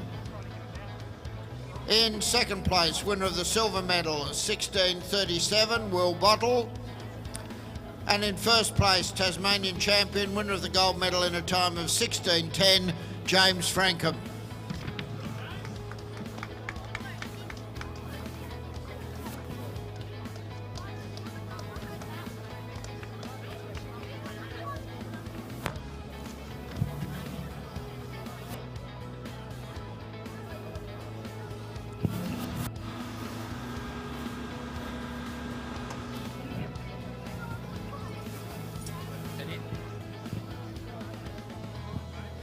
Well, we'd also like to acknowledge the overall place getters in the Zim Conveyancing 5K. If I can please call up, third place was James Frankham.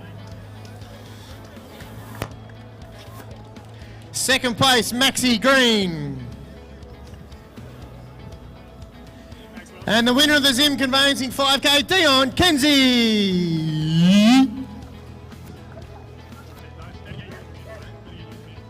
Jump in the middle, get some picks. That's the guy. Well done, Gunners runners.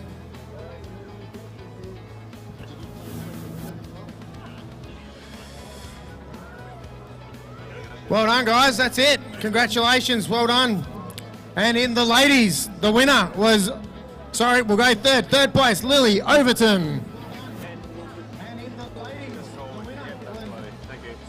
Second place, Darcy Miller. And the winner was Lily Ellis.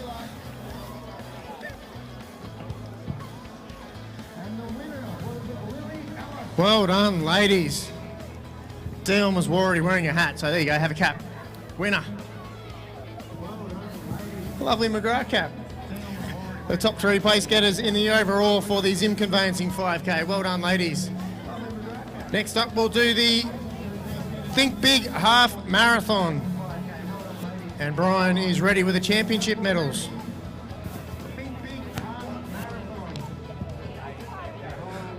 Tasmanian Championship Half Marathon, men 50 plus, winner of the gold medal with a time of 1:24:58, representing Northern Suburbs, Dave O'Brien.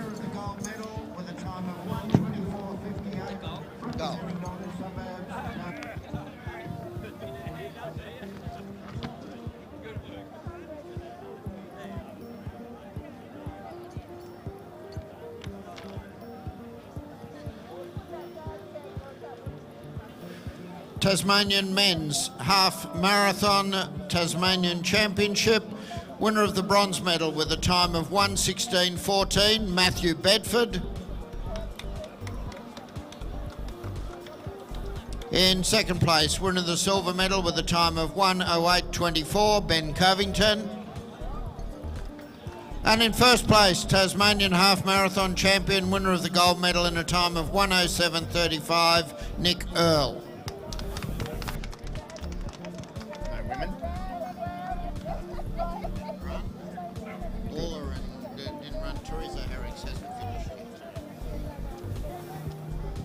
All right, we'll get those medals to them. The top three overall in the Think Big Half Marathon for 2022 in the ladies. Our third place overall was Vanessa Wilson.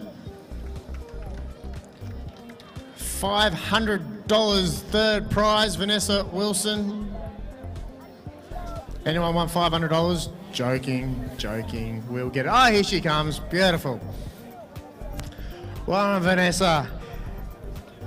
Still running. Your time, 1 hour 16:36. Our second place getter in a time of 1 hour 11 minutes 53 seconds. Massive PB, Abby Norberg.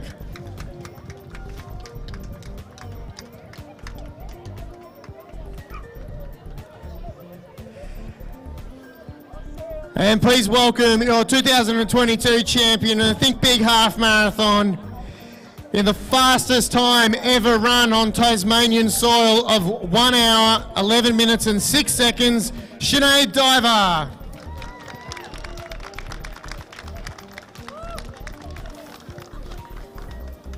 Sinead, a massive congratulations. Despite the win, you've still run the fastest time we've ever seen here. Yeah, I'm happy with that, thanks. And you have how many days left to your next race, which will be, tell the people? 47 days I found out last night, so I'm doing the Com Games Marathon next. And just between us, like, what are your goals? You want to win it? Yeah, I'd like to have a crack at winning it. I think Aussies do pretty well in the Com Games. So myself, Eloise, Jess are all in with a chance to podium. Very good team answer. So, folks, we've got the other two there. Jess and Eloise are doing the 10K, which starts very soon. So we're seeing Australia's best and indeed the Commonwealth's best distance runners here. Congratulations on the win today. We hope to welcome you back next year. We'll get rid of the win next year. Yeah, awesome. Thanks, Richard. Well done. Congratulations, Vanessa, Abby and Sinead. And in the men, third place in a time of 1 hour, 2 minutes and 49 seconds, Joel Tobin White. And Joel, is that like a 2-second PB? Not a PB? It was Liam that was 51. Gotcha. Okay, speaking of PBs, Liam Adams did have a PB of 1 hour, 2 minutes and 51 seconds. He's reversed the 1 and the 5. Second place, 1 hour, 2 minutes and 15 seconds, Liam Adams, who is no stranger to any running race in Australia, and he's ran a PB for the half marathon here, so it goes to show how quick the course is. And officially, the winning time, 1 hour, 1 minute, 59 seconds. The winner of the Think Big half marathon for 2022, Brett Robinson. Robbo, congratulations. Talk us through how you're feeling off your race today. I'm very sore. It feels like I've run a marathon. I don't know. I ran really hard then, so I think it shows the conditions. I'm very happy with that race. You look like you were doing it easy on the screen, but it's easier being an armchair critic, right? Yeah, I think I got a good poker face. Like I was definitely hurting that last 7K. Yeah, I saw you were looking over the shoulder at Liam and Joel. They weren't that far off you. You're within a minute of each other, which is close in a half. Yeah, I had to keep checking because I kind of wanted to keep pushing to try and run fast, but I didn't want to blow myself up because I knew Liam was like 50 metres behind me, and if I kind of slipped up, he'd be right on me. So, yeah, I was always checking where he was. Well, you've won 2 out of 3 half marathons we've had here. We welcome you back every year, mate, and good luck at Gold Coast, Sunshine Coast, and then London Marathon you got coming up.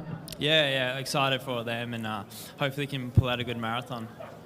Awesome. Well, congratulations to Brett, Liam and Joel. That concludes the presentations of the Zim Conveyancing 5K and the Think Big Half Marathon. And we're going to call up all of our runners onto the road in just a moment for the Launceston 10. We'll kick it off in about 10 minutes' time. We are...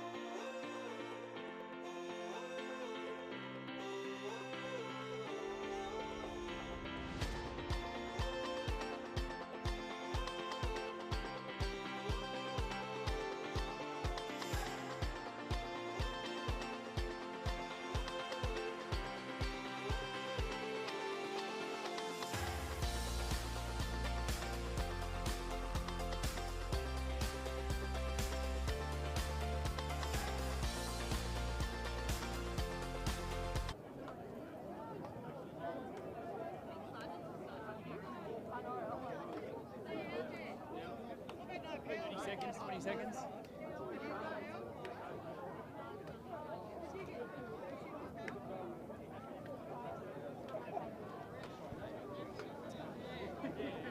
Well, a very good morning and welcome to the 2022 McGrath Launceston Running Festival. The 10K about to get underway in around 10 minutes. Extremely excited to be here. And the field, well, it's an absolute cracker. 4 Olympians lining up in this 10K. In the men's, Sam McEntee. Can he take down Timmy Vincent and get revenge from the Melbourne Half Marathon last year? The Tassie contingent, James Hansen, Sam Clifford and Bailey Mazecki Hintz. And in the women's, we've got Eloise Wellings, Leanne Pompiani, Natalie Rule, and of course Supermum Jen Stenson, coming off the back of an Australian third-time all-comers record in the Perth Marathon late last year. It's a huge field. We can't wait to get underway. Bringing you all the action live with Duff TV at the McGrath Launceston Running Festival.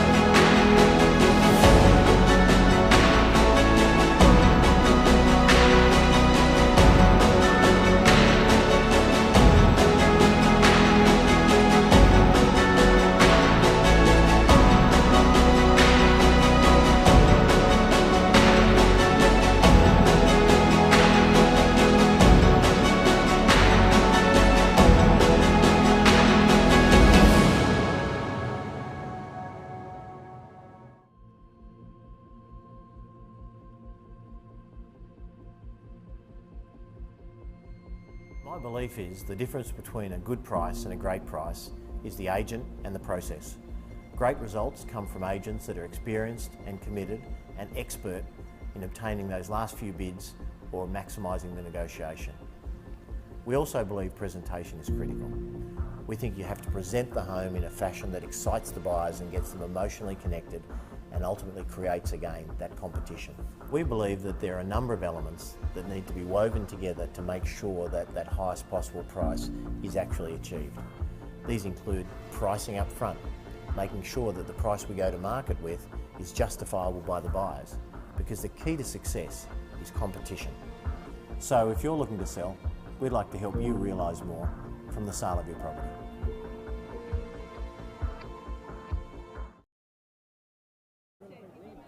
Well, a very good morning and welcome back. Live stream action here at the 2022 McGrath Launceston Running Festival. About to start the 10K and lucky enough to be joined by Australian record holder Brett Robertson. Robbo, thanks for joining me. No worries, working hard today. Yeah, I know. Geez, straight off the back of the half. And how are conditions out there? Yeah, it was pretty windy. It seemed to die down as the race went, so hopefully for this it'll be a little bit less wind. Yeah, perfect. And I mean, race record, you hold that from 2020, 61.38. You were just a touch under 62 today, so a little bit off. Yeah, and I think that's all conditions. Like, to be honest, I think today was a better run than that time. So, yeah, I'm very happy. Yeah, perfect. And you spoke last night at the dinner, not going away to World Champs or Com Games. You're going to stay and race domestically, take out a few Australian titles up at the Sunshine Coast, and I think, what was the other one you were talking about? Gold Coast. Gold Coast as well. So do a bit of a Jack Rayner from a couple of years ago and just dominate back home.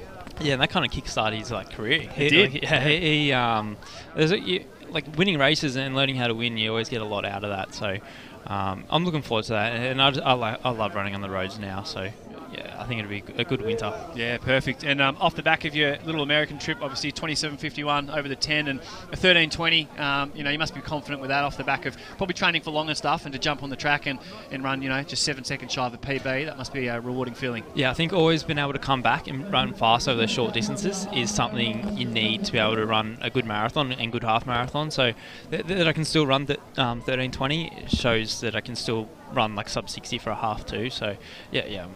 I'm happy with my shape, and going forward, I think I'll be ready for London. Yeah, awesome, mate. Well, thank you so much for joining us, and we'll look at the 10K start list between the men and women. And for the men, obviously, Sam McEntee starts a strong favourite. Yeah, I trained with Sam, and he's been gone really well. He's just been a little American ship himself, so he ran a 13:24 recently, and just actually ran a 13:45 up in Mackay on Thursday. So it'd be interesting to see how he backs up from that. I know he's had a bit of a sore Achilles. I live with him, so I've got some inside details here. But yeah, so he has a sore Achilles, so we'll see how it goes over 10K. He got through the race fine the other day, and yeah, I know he was a bit gingy yesterday, so we'll see. Yeah, and Kieran Tall, look, sometimes puts in a good performance occasionally. Like last year, he just came 30. I know he was starting as a bit of a favourite for last year. How do you see his race unfolding today? Yeah, he's always consistent, and he's always like around that, I don't know, like low 29. So, yeah, I think if he'll be right up there to the end. It's interesting to see how the race will go. Like, just with these conditions, like, will they go after it, or will they kind of just, like, I don't know, jog around a little bit and like be a bit more tactical? Yeah, that's right. And what about the women's race? Obviously, 2 Olympians, and you got Leanne Pompiani in great form, and then of course Natalie Rule. What a season she's having. So she was 3rd this year at Run the Bridge. She was 2nd last year at this race. So a great season, and 15:06 just recently at San Juan Capistrano. Yeah, Nat's like gone leaps and bounds in the last like 6 months. So it's great to see. So I think she'll be hard to beat. But then Leanne as well, like off that run in Sydney where she ran like 31:50, I think. Yeah, yep. So it's going to be a good race between them two. I think, I don't know, if it's a bit more tactical, then it'll play into Nat's hands. But if Leanne can run anything like 32 flat, that'll be hard to beat. Yeah, and of course Eloise Olympian, the 39-year-old, she was 10th in Rio with a 31:43 10K PB 6 years ago. She was 4th at the Gifu half marathon just recently, and finished 2nd at Zatopek in 2020 to Rose Davies. So yeah, the women's field's just as strong as the men's. We can't wait to get the race underway. In the men's as well, Jimmy Hansen, how do you see his race unfolding? Just 12 months ago, he was here in the booth commentating with me after a blood clot on the brain. Yeah, no, he's a great story behind Jimmy. He's a great guy too. So I think he'll be right up there too. He's come off a good mile at Leonora. Yeah. I think he just got beat, but yeah, I can see him being right there to the finish, and Kieran Perkins as well. It's a good name. This gentleman, very good name. And then, of course, Adrian Potter, the South Australian, Liam Bulgham, the young 24-year-old, and Timmy Vincent, of course, finished 3rd at the Melbourne Half Marathon. Actually ran over the top of Sam McEntee in that race, so he's going to be a strong starter as well.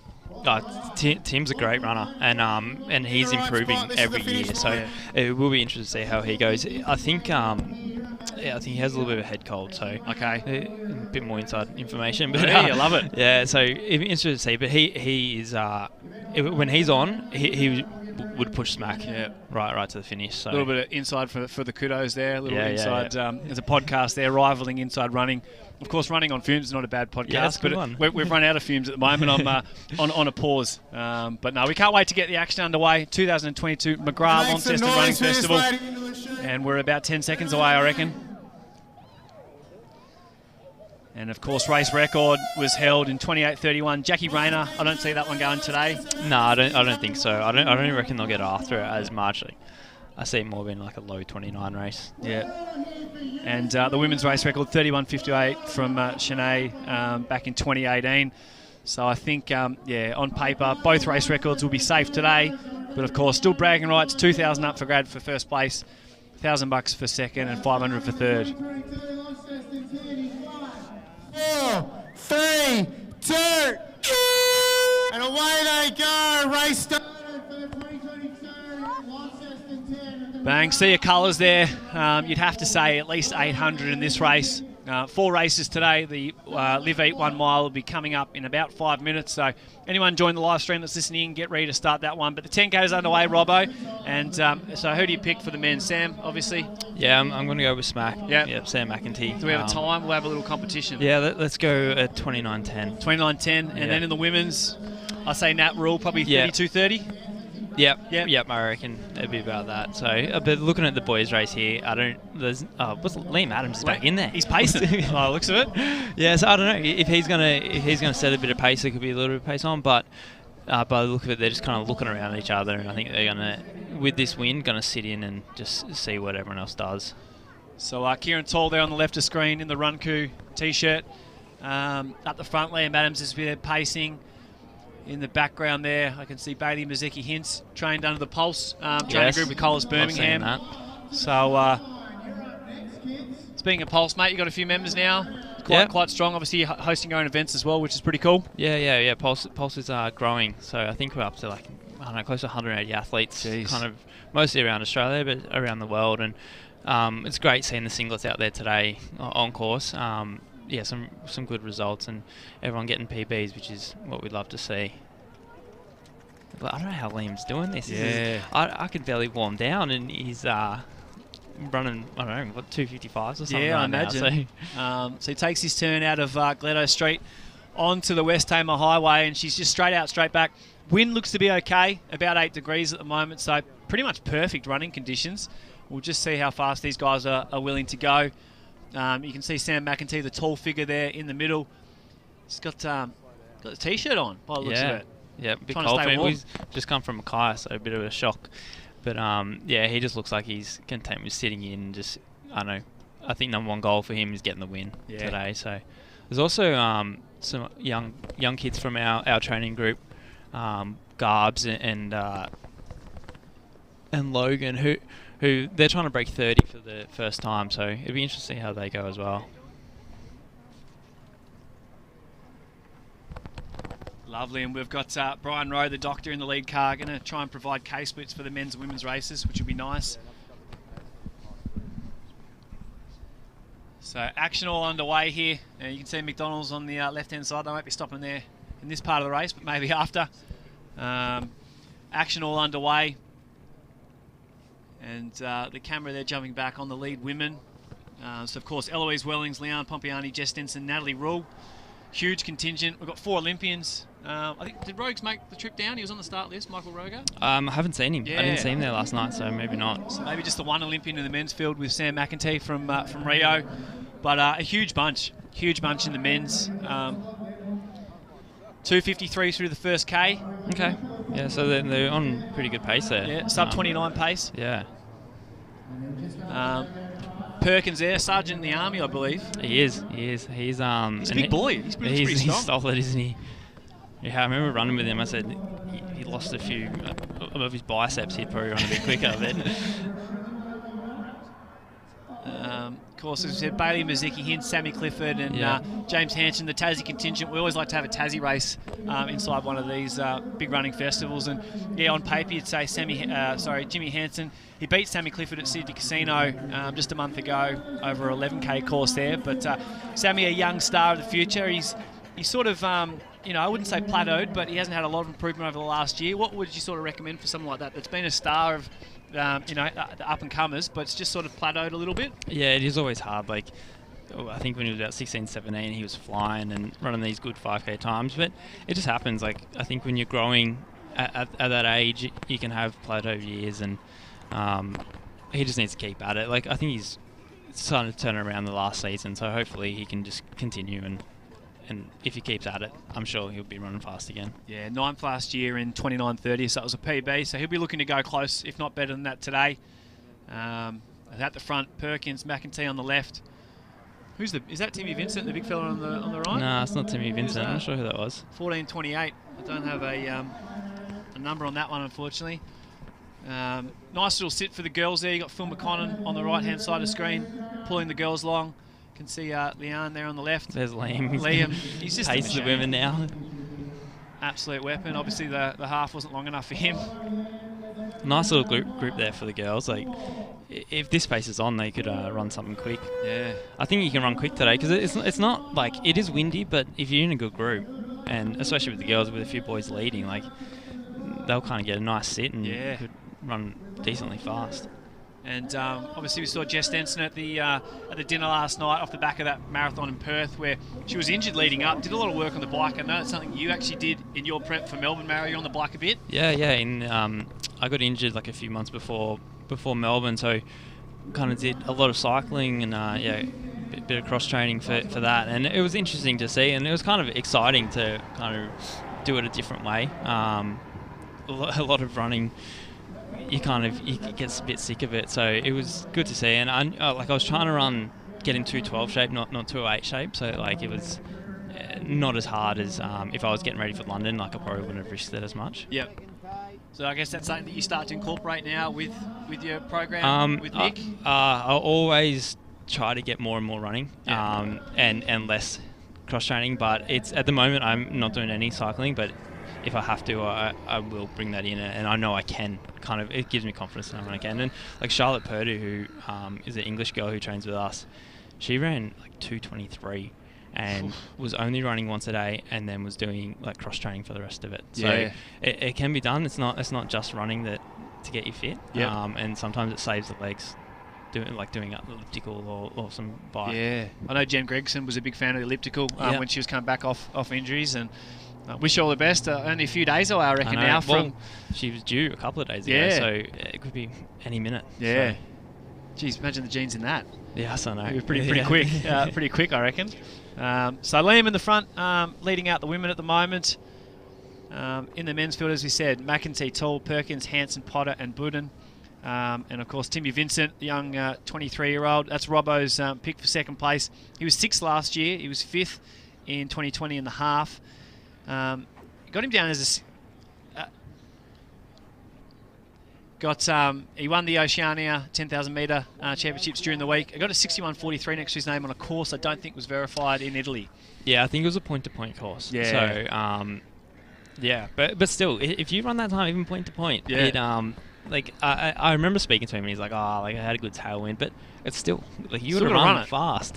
Like that's still a lot of Ks running fast. So, get him on a Gold Coast or a good course overseas that is legal. I still think he's a sub 62 guy for sure. Through the second K in around 5:52, so 2:56. So the boys, on pace to go close to sub 29, but a massive pack as we look across the screen there. Tall on the right hand side. Vincent on the left there in the orange, Perkins and McEntee, and a pretty good field for a Launceston 10. Oh, it's a great field. Look, it must be like 15 guys just sitting there. So, that's really good. I don't know, I'm surprised that there's that many still sitting there. So hopefully you can drag a few of these boys into the... I think they got the tailwind right now, so that probably helps, but might drag a few of these guys to some big PBs. So we've got 16 in the men's that have run sub 30 or better. That's got to be close to the most in an Australian 10K race. Joshy Harris out the left-hand side in the Brooks kit. He's back racing, obviously coming off the back of a talus fracture that sort of took him out for a couple of years. So great to see him back as well. Yeah, very talented guy, but just some unlucky injuries and things have happened to him. So it's great to see him running here. So they've slowed a little bit through a 1 for K number 3. They go through 3K in 8:56. Adams still on the screen, leading out the women's contingent. Not sure how far he's going to go. Well, what do you reckon, Robbo? I don't know. Like by now, he's 3K away from home. He's got to go 2 more K out, and then he might as well just go the whole way. So he might just be doing this as a bit of a... I mean, it's a tempo for him, but it's still going to hurt the legs, I imagine, after a half. Yeah, and I guess he's getting ready for a marathon, so I'm sure he's just doing this as training. It'll definitely help. Like this is probably closer to marathon pace, so I think this is very good practice for him. And is he Com Games or World Champs? I think he's on Com Games. Yeah. I think most people are kind of choosing Com Games because like you got Eloise and Jess, who they still don't know, but they're hoping to get selected for Com Games marathon, and that'll be like everyone's kind of a chance at a medal at Com Games. So that's why it's appealing. I guess once every 4 years as well, with World Champs being every second. So not as many chances to represent your country on that level. Yeah, and I think you got World Champs next year as well. Yeah. Because this one's delayed. Plenty of people tuning in the live stream. Shout out to Tian Tatnam. Her parents are running in the 5K. They're from Queensland. So that was about 2 hours ago. Apologies about the delay on that one. We'll try and get a little bit... Here we go. Pat Carroll once again. Big shout out. So I'm sure Robbo will probably get the better of him before his career's ended. I think this is the course to do it for you, Robbo. I think it is. Weather's right. If we can get the conditions, I don't know. I reckon I'm definitely a chance. I reckon today I could have run a minute quicker with good conditions. It was just that, we kind of lost too much in that first 5K. Yeah. So. And Tom Thorpe probably wanted to take you a little bit further than what he did today. Yeah, I think he's been a little bit unwell the last week, so I think he had good intentions, but quickly found out it was very windy and very hard for him. So thanks for Thorpe for trying, but it's all right. Yeah. He was very upset after the race and apologising to me, but it didn't affect me at all. So the leading women there, you can see Pompiani on the left-hand side. Eloise Welling's a 39-year-old. A couple of back issues she spoke about at the dinner last night, and trying to keep that under control and come out here and have a nice hard hit out before she takes off overseas. Yeah, well, Eloise has had such a long career, and it's and she's had a lot of injuries through her career. So I think these things will pop up every now and then. So, but she seems to think she's on top of it, and it's just a kind of common injury she's had since having kids. But yeah, she's fine now. And looking to be selected for her 5th Commonwealth Games, that's got to be close to a record, I think. Yeah, I think so. It's crazy, isn't it? It's insane. Like, you look at the longevity, especially in a sport like running where it's so hard on your body to represent your country 5 times on that level is pretty incredible. Yeah, our marathon runners are kind of special people at the moment, like with her and Sinead and Jess now, like she's had a kid as well. So hopefully there's some up and coming marathon women coming through. So, I don't know, there's not as many people going to it these days. Speaking of great runners, obviously Stuart McSwain with the 10-kilometre Australian all-comers record 28:03 back in Burnie in 2018. Stewie, I saw him at the Christmas carnivals, and that was of course when he got the dreaded Rona. Yes. Hasn't seemed to come good since then. You got any inside scoops on that one? I think he's gone better.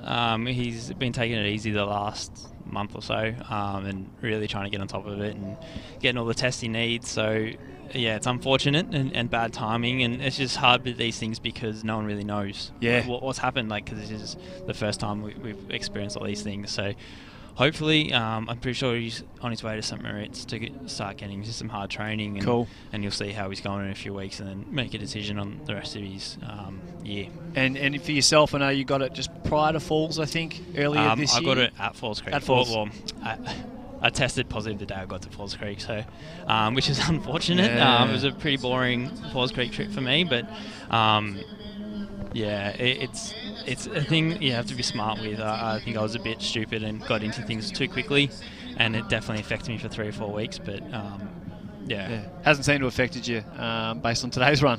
But then again, like I missed Adipec because of it. It kind of delayed my season.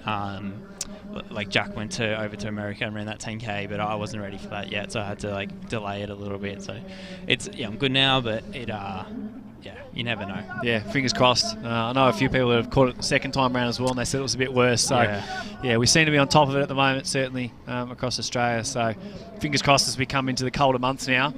But women's action here. Eloise there, you can see in the middle of the screen. Leanne Pompiani leading just over the top of Jeff Stenson. And a fantastic women's field in this race. We're just so lucky to have all these great Australian athletes coming down to Tassie and being a part of, I guess, a triple threat of athletics now that we have with Run the Bridge, obviously in February. This today, the McGrath Launceston Running Festival. And then Burnie 10, will you see you there, Robbo?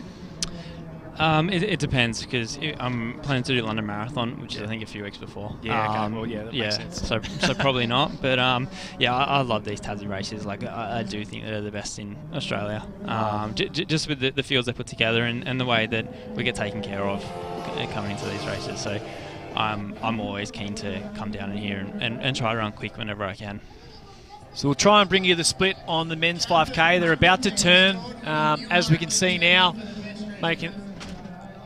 So 14:52, pretty slow through the first 5, Robbo. So they it's going to be a huge negative split. Yeah, they started off quick, and then I guess they had Liam kind of pacing it, but once he dropped out, they took it easy. But he gets Sam smack at the front. I don't know, you might start pushing a little bit here. You got Riley Cox on the right hand side. I mean, 14:52 for any of these blokes with low 29-minute PB isn't going to hurt them. No. But I imagine from this last 5K, the pace is going to pick up, and we'll start to see some moves being made and some gaps opening.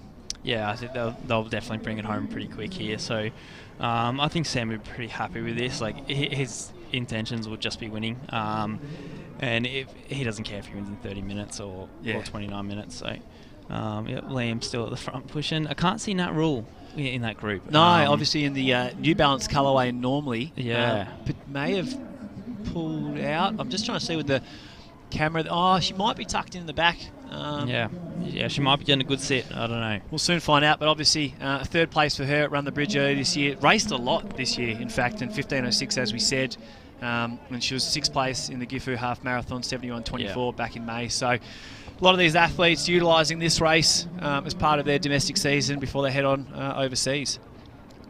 Yeah, I think Nat's she's hoping for World Champ selection, so kind of in a bit of limbo right now of what's going on, but yeah, this will be kind of setting her up for that, and if she gets selected, we'll head straight overseas and go to World Champs.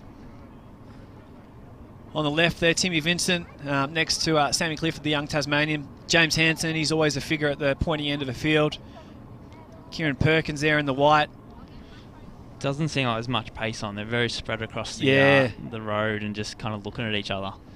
Off the back there, Bailey Mazecki Hint. So, yeah, when they're spread like that, it tends to say that the pace isn't on too much. And as we said, a 14.52 through halfway isn't going to hurt a lot of these blokes, but I imagine low 14 to come home in this back part of the 5K.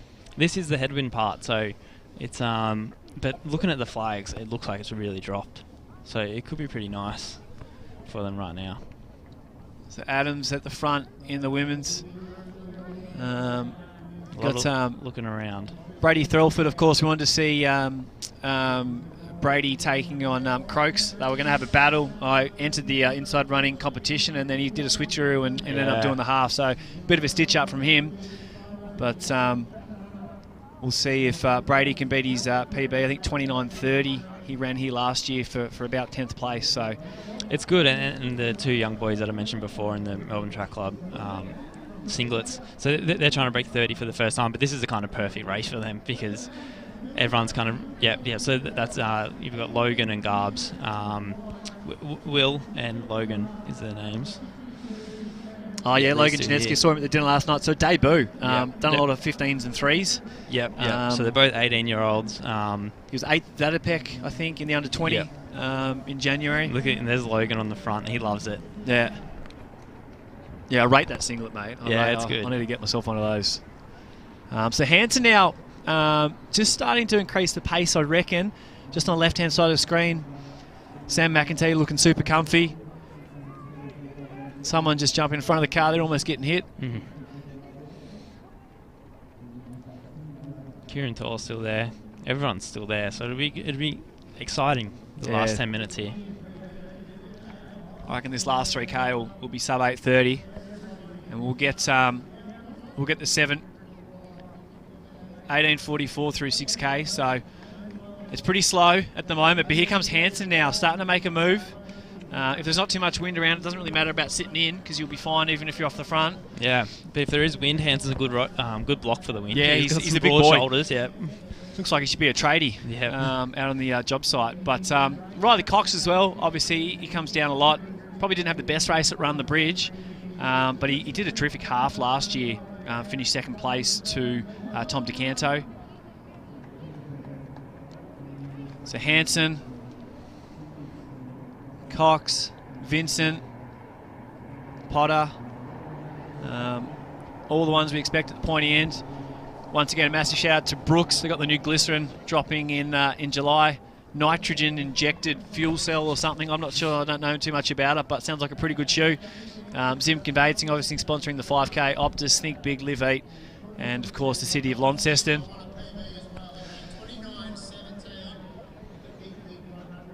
Throb, obviously been in the sport a long time. You've sort of been one of the best in Australia for the best part of 10 years or so. I remember when you won De Castella Zatopek. I raced against you. I think you won that race in 8:02 solo. You've always been good, it seems. What do you put it down to? Just consistency or a good team?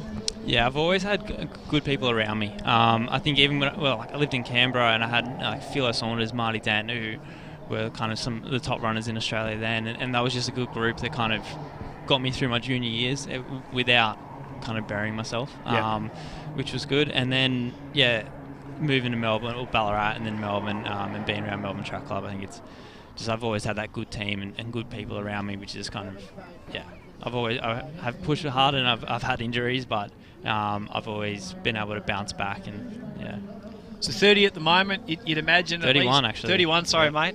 So we'll say Getting 30. on, yeah. Sounds better. Where do you see yourself? Obviously, starting to progress now into the Maras. That's where you see your future over the next sort of 6 years. Yeah, definitely. I kind of moved to the marathon a few years ago, and showed promise, but then haven't really kind of hyped up to what I thought I would be. So I think if I can really nail one, I reckon I can run a 207, 208. Yeah. So I want to try to do that in the next couple of years and really, yeah.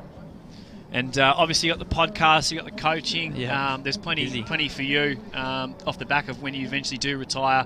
You see obviously your future with athletics, providing inside tips and helping the younger generations get to where you are now. Yeah, I think I've got a lot of knowledge that I can kind of pass on, and a lot of people that running's getting popular, especially recreational running. So I want to kind of help as many people as I can in the next few years. But this 10K seems to be splitting up and heating up now. Jimmy, women's as well. Yeah. So Pompiani there now at the front.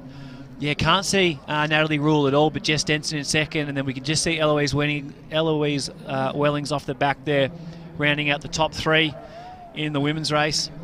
Liam looks to have pulled out to the side somewhere, but Hansen now, he's made a big move. So he's just gone past 7K in a touch under 21 minutes.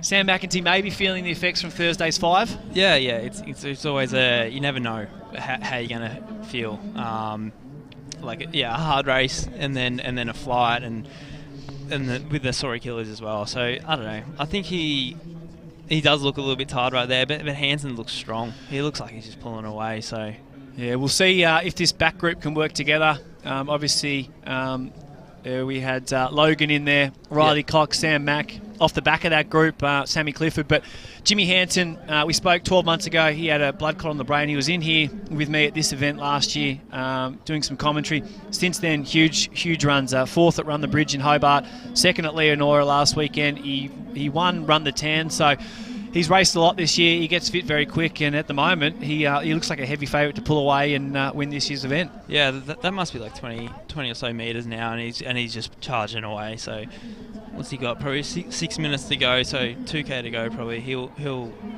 should win this. Yeah, it's huge. Oh, Liam's back in, so we can see him now. We just couldn't see him. Still pacing. Yeah. For Leanne. So 23-24. He's going to be low 29 minutes, and we're just not sure how low.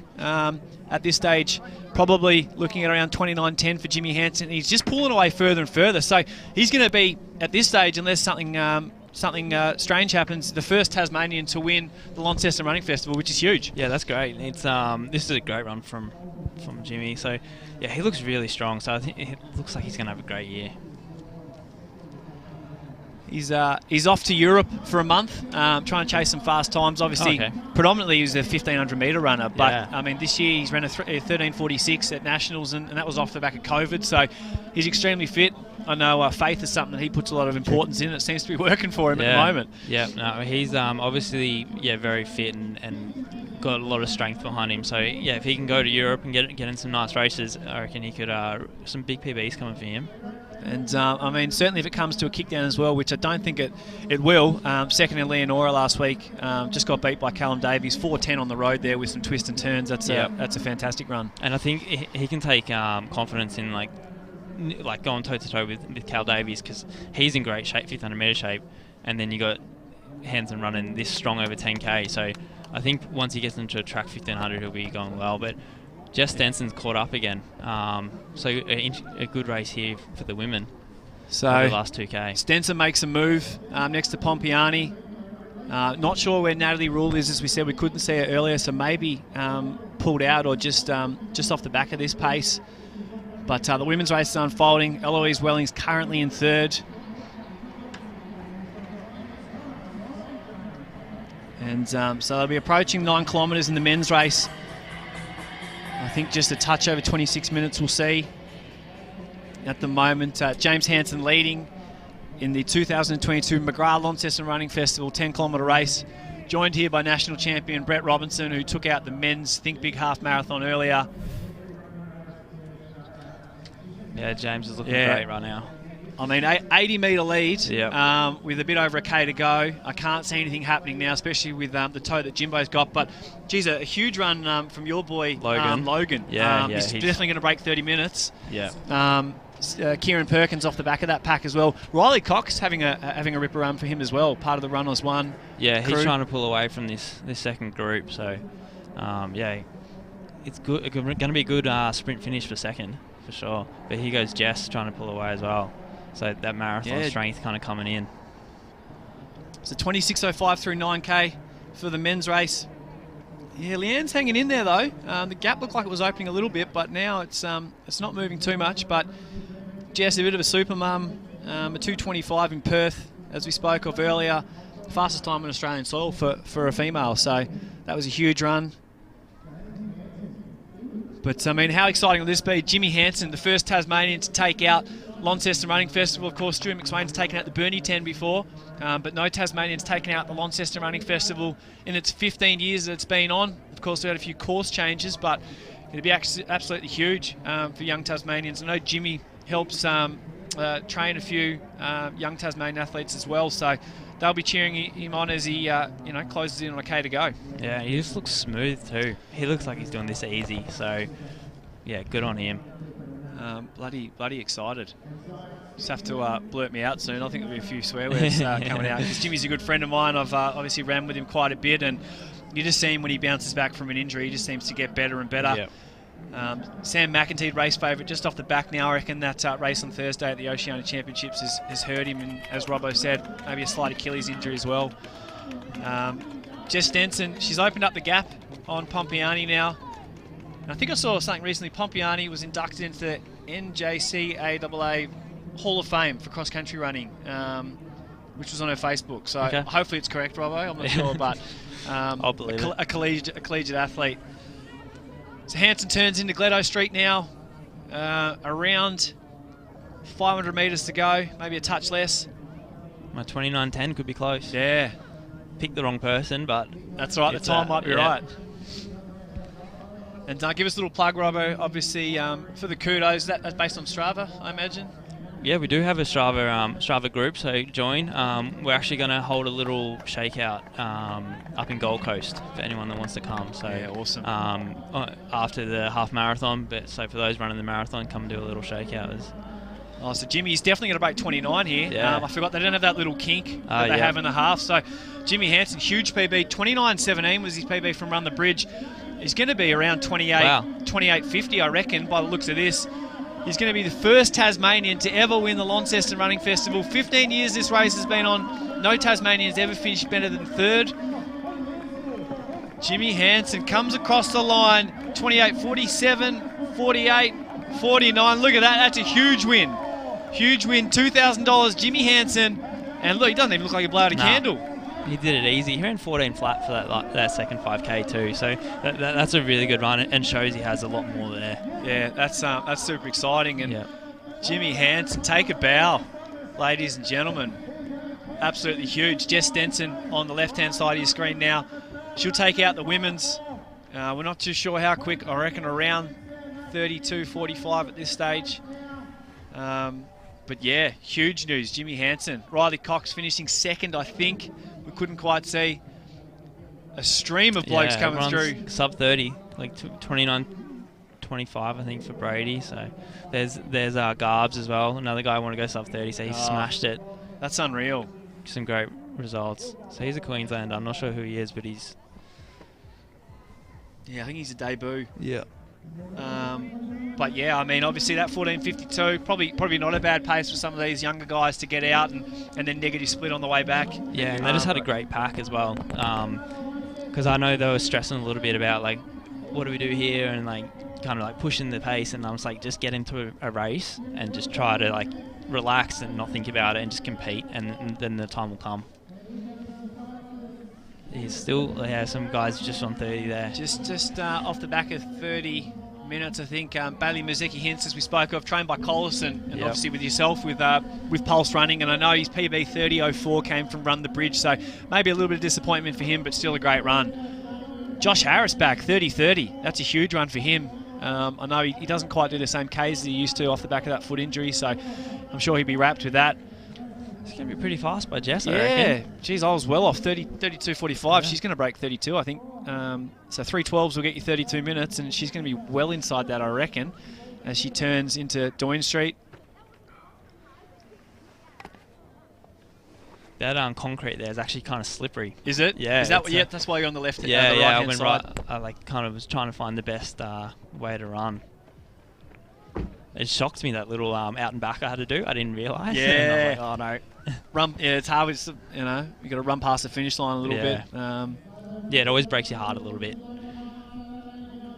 Yeah, be right on 32 for Jess, I reckon. Yeah, that's a huge run. I mean, she might break the course record here. So 31.58, she will in fact, unless something strange happens. So Sinead Diver obviously with a race record back in 2018. Jess Denson's going to be the 2022 McGrath Launceston Running Festival 10-kilometre winner in a race record. I reckon she's going to have to close now.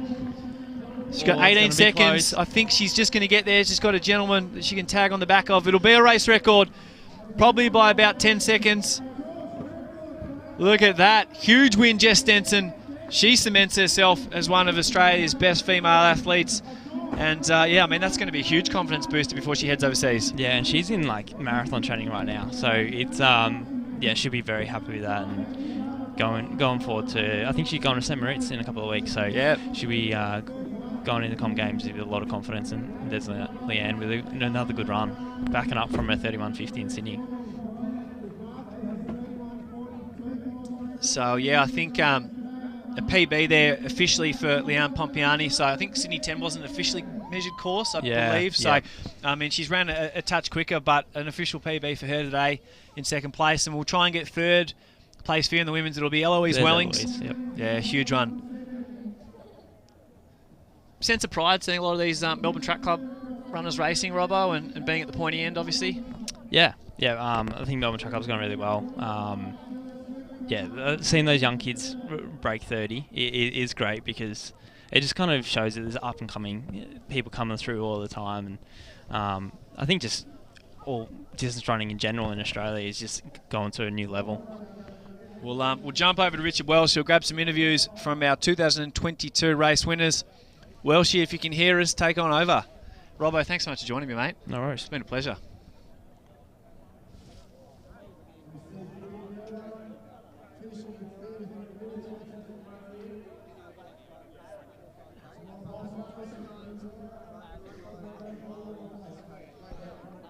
Well, he's a popular man at the finish line here. James Hanson's just taking out Launceston 10, the first Tasmanian ever.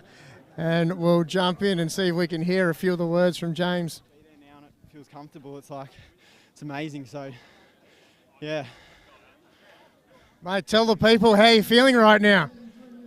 I was just saying before, like last year I was in the commentary booth for this race, and about a week earlier I'd found out I'd had a stroke and a blood clot in my brain. So I didn't even know if I'd get to this level again. So to actually win it a year later is just crazy. Let that sink in for a moment, folks. How's that feel, mate? 12 months later, you were in the hospital bed, and now here you are, the first Tasmanian ever to win this. And we've had some good Tasmanian runners. Yeah, like I think I was talking to you about it yesterday. Like I think this is the race as a Tasmanian. Like there's nothing bigger than the Lonnie 10. So to actually win it in front of the home crowd, like it means the world. Because I guess running's the small thing I can do, but I think it shows people here from Launceston, it's like we can be the best in Australia. You know, this is probably the best fun run, best 10K in Australia, and we can be the ones up there in front. So it means a lot to be able to do that. After we fired the starting gun, I said to the mayor, I said, who's going to win this? And he said, oh, probably some mainlander. What do you got to say to that? I heard him say that as well as we're running off. So hopefully he knows who I am now. I'd love to meet you, Albert. You seem like a good bloke. You're on Paddy's. He was on Paddy's podcast as well, wasn't he? So he's been on Running with Fumes. So we've all got something in common. A very fantastic reply. Well done. He's a good guy, and we're grateful for the support of the City of Launceston. But congratulations, James Hanson. Now you're on a plane on Monday. What's next for you this year? Yeah, so heading overseas tomorrow, and then just going to try to run some fast times overseas. So I'm obviously feeling in good shape. Like with what happened last year, you know, you don't know when you're going to get a chance to do this type of thing. So I'm just like putting it on the line, you know, leaving my job for a bit. It's all self-funded, so it's hard to do that by yourself, but I'm just trying to make it work the best I can. So, yeah. You got an extra $2 grand in your pocket now. You're going to try and get a sneaky upgrade to premium economy at the gate on Monday? Wouldn't be too bad, would it? You'd probably help me out with that. So you need some points. Not a good talker. So well done, James Hanson. What an amazing achievement. We're all so happy for him. The first Tasmanian to win one of these races. It's great. Well done, mate. Go enjoy it. Thanks heaps. Thanks heaps, guys.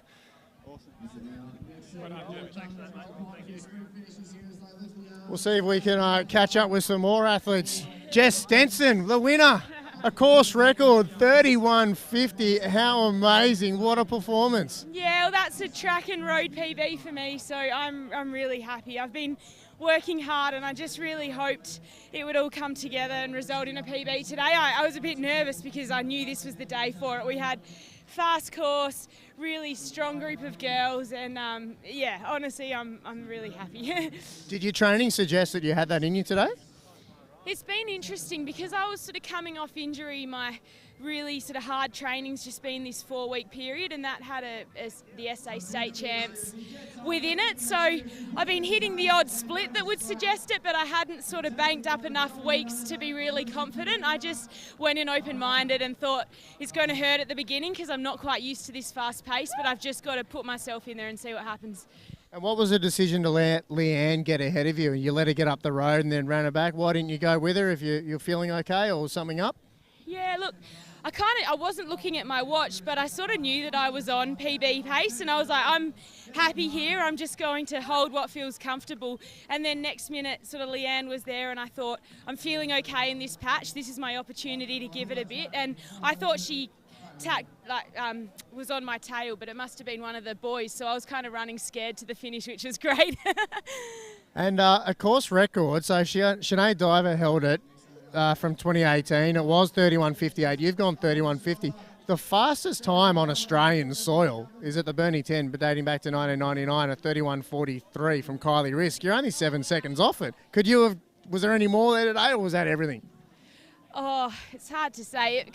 Because the headwind was sort of on the way out and the tail was home, I don't feel like I could have given much more on the way home. We were just sort of making the most of that bit of a boost. I think that was all I had today, but I didn't really know any of the numbers and what the course record was either, so that's a real bonus. And just quickly, Liam Adams, he second in the half, and then he paced the boys out, and then he let you guys catch up. What did he do for the ladies? I'm not sure what his plan was going out there. When he lined up for the 10, everyone's like, Liam's doing the 10 as well. It was really nice having him there. I know Liam really well. He's a friend, so sort of having that familiar person just in front was comforting. It's always just good having bodies around you. How far did he stay in front of you for, though? He was probably 8 metres in front or something until 9K, and then he just dropped off. He'd had enough by then. Fair enough. Well done to you, Jess. Congratulations on the win today and a PB on road and track. I would love to have you back here anytime. You need to go ring that PB bell over there as well. That means that you run a PB. Well done to you today, and good luck. We're probably being announced in the Commonwealth Games team this week. We assume you are, so good luck over there. Thanks so much, Richard. You and the Epic Events team just put on such great meets here in Tassie. I always love coming here, so I will be back. You're welcome anytime. Thanks, Jess. Well, I'm going to catch our breath down here. So much happening at the 2022 McGrath Launceston Running Festival. Course records in the women's 10K and the half marathon. PBs galore. The wind has finally gone away and everyone is enjoying these terrific conditions. And a great one on the winner of the men's race, the Tasmanian, James Hanson. So good to see. Oh, thanks so much, Welshie. Wrapping up from today at the McGrath Launceston Running Festival. Huge, absolutely huge. James Hanson takes home the men's Launceston 10-kilometre race. A race PB and race record for Jess Stenson. The women's record also went in the half marathon with Sinead Diver. Australian record holder Brett Robinson took out the men's Think Big half marathon. Huge day of athletics. Thank you so much for joining me. Patrick Smith signing off. And once again, a massive shout out to Jimbo. I love you, mate. What a huge run. That's a great result for you, and best of luck over in Europe. Thank you so much, everyone that's joined in the live stream. We really appreciate you. All the feedback and comments coming through. We love bringing you this live vision. We can't wait to see you in Burnie for the 2022 UTAS Burnie 10. Paddy Smith signing off. Thanks so much, guys.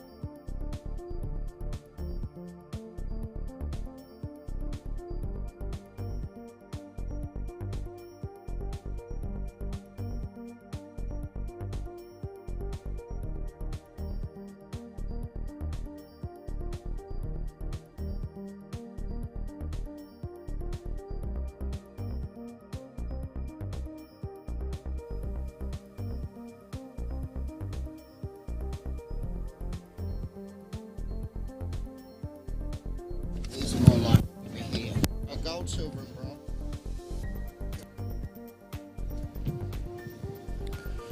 First up, we have the presentation for the Tasmanian Under-12 Women's 1 Mile Championship. The gold medalist in a time of 6 minutes 15 is Cassia Charles.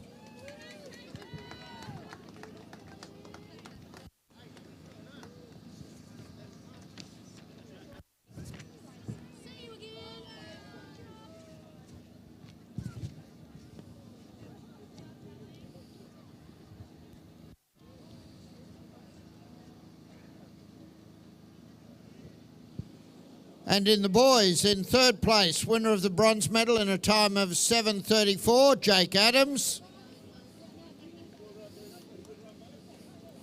Second place, winner of the silver medal in a time of 6:13, Cade Barwick. And in first place, Tasmanian Under-12 1 Mile champion, 5 minutes 30, Cameron Budner.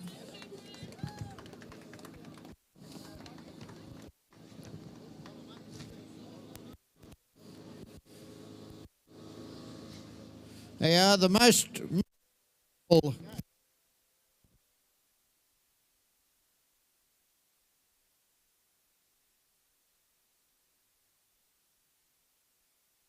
well done. Place getters in the Tasmanian Championships Under-12 1 Mile.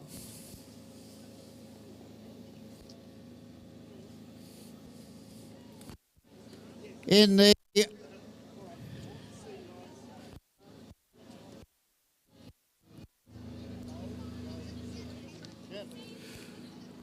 So the under-20 Tasmanian Women's 10K Road Champion with a time of 56:13 is Sophie Roberts. And in the men's under-20, in second place, silver medalist with a time of 48:29, Joshua Slocum. And in first place, Tasmanian under-20 champion, winner of the gold medal in 37:27, Alexander Wood.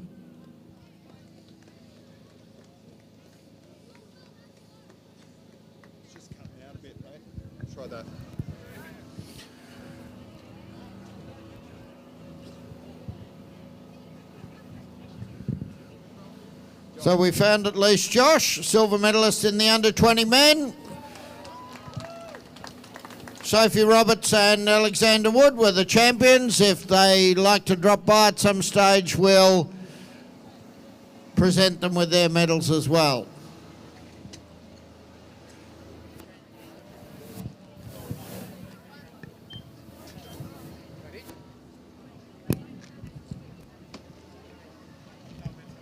That's it.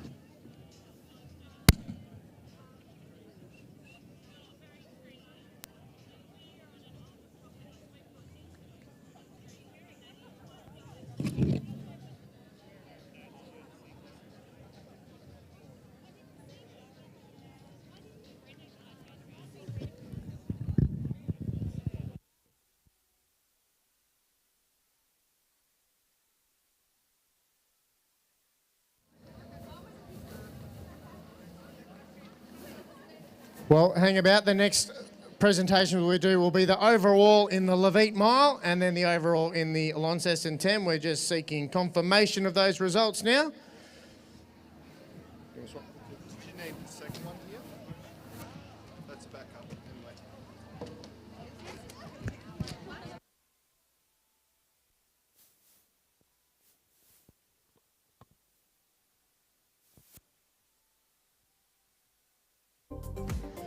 Okay, in the Levitt Mile. Third across the line in the girls was Cassia Charles.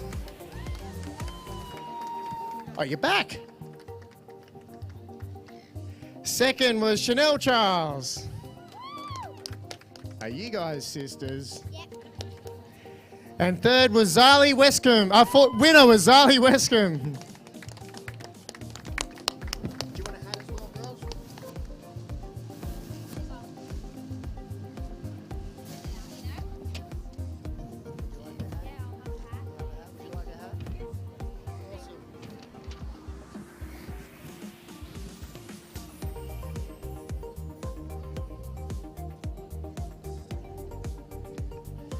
And do you want to thank your sponsors or anything, Zali? I'd like to thank my parents for taking me here and my grandparents for watching me. Awesome. Where'd you park? I'm not sure. Lucky you're a good runner. You can run around and find the car. Well done to Zali, Chanel, and Casey. Good job. And up next is the boys in the Levite Mile. And third was Ja'Kai Westcombe.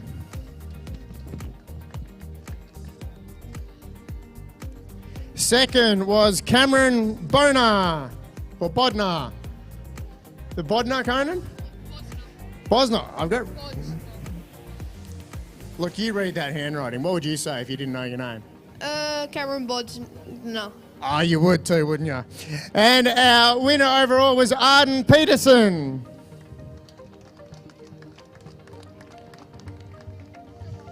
Well done, Arden. Would you boys like McGrath hats?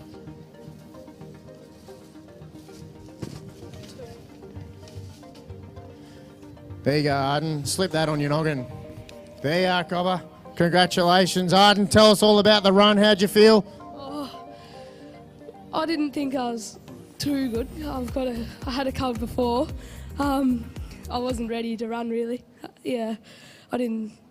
We came up and just sort of thought, no, I'm going to rest and get rid of my cold before cross country championships on Tuesday or whatever. Yeah, I just didn't think I was going to run. I'm happy with how it went. Mate, that's the longest response I've ever got from a young fella. Well done. We'll keep going. You're in Hobart, are you? Yeah. You've come all the way up for this? Yeah. Mum and Heidi were doing the mile. Well, Mum done the 10K and just finished then. Yeah. Take note, kids. You can expand on your responses. This is fantastic. And so you like your running, do you, mate? Yeah, I like to run a lot. Well done today. Congratulations to our 3 place getters in the Levite Mile. Fantastic. Whilst we're just waiting for the next presentation to come along, we have a special presentation to make. Athletics Australia recognises great service to athletics by the awarding of service pins, and today's a special occasion, and we award service pins for 20 years of service to athletics in Australia at club and state and national level to Anita Welsh and Richard Welsh. Get on the stand. Eloise Welling's doing the honours. When we get officials to do these, they never actually go and pin them on, but Eloise is going the whole way.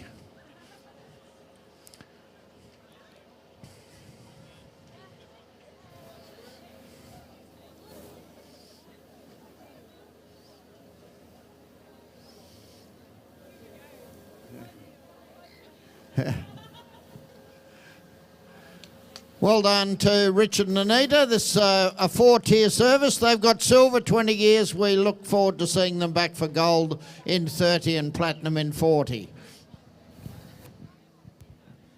And on with the job. Thanks very much, Brian. Didn't expect that one. Okay. Eloise, don't go too far away because it's time for us to now present you with something because you came third in the Launceston 10. Please welcome Eloise Wellings. How come you presented me with that? Brian said, take these pins and follow my lead. And when Dr. Brian tells you to do something, you do it. Very good. Second place in the Launceston 10 for 2022 was Leanne Pompiani. And your new race record holder, new personal best time, 31:50, Jess Stenson.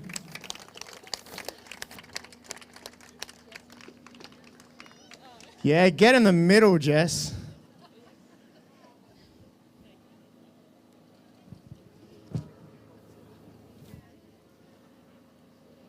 Well, you wowed the people with your running. Now you better wow the people with some words. How's it feel to run a big PB?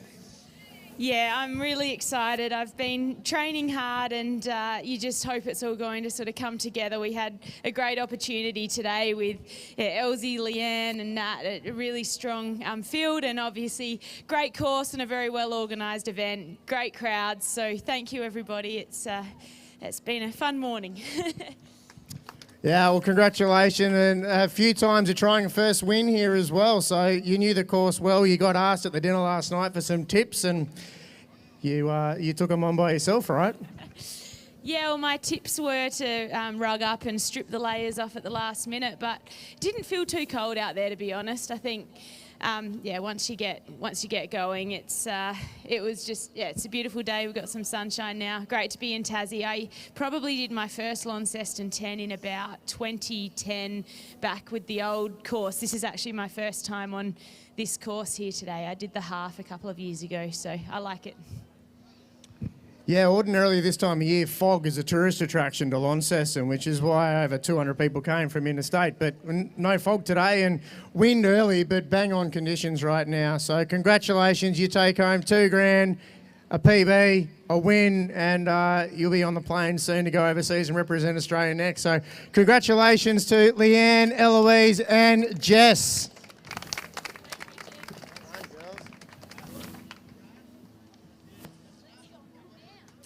Up next, the men. Third place. It was second in the half marathon here last year. Third in the 10K today, Riley Cox.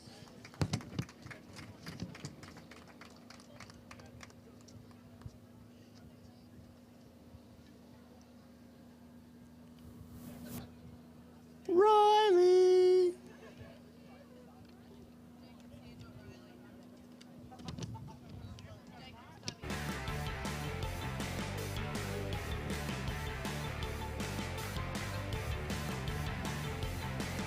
We can pretend you're his brother.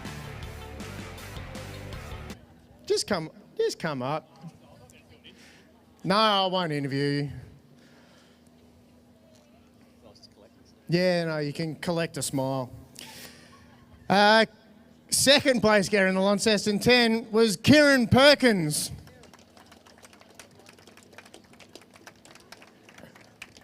Mate, are you going to become more famous as a runner than the other guy was as a swimmer, so we can start sorting that out? Because this gets tough when I talk to media. That'd be nice. I've still got a long way to go to be like Kieran, but you never know. Have you met him? No. You know he's the head of the Sports Australia now, right? He'd be good contact for you. Yeah, we should get him down here next year and see how he goes in the run. I reckon if you started like a parody Twitter account, you'd go all right. Yeah, maybe. And maybe one day he'll follow you if you keep running this well. So well done today. Was that a PB for you today? No, just shy. We took it a bit slow in the first 5K actually, but the second 5K definitely made up for it. Oh, well done today. Second place, Kieran Perkins. But ladies and gentlemen, Launceston's own with a PB of 28.50. Get up here, the winner, the first Tasmanian ever to win this event, James Jimmy Hanson.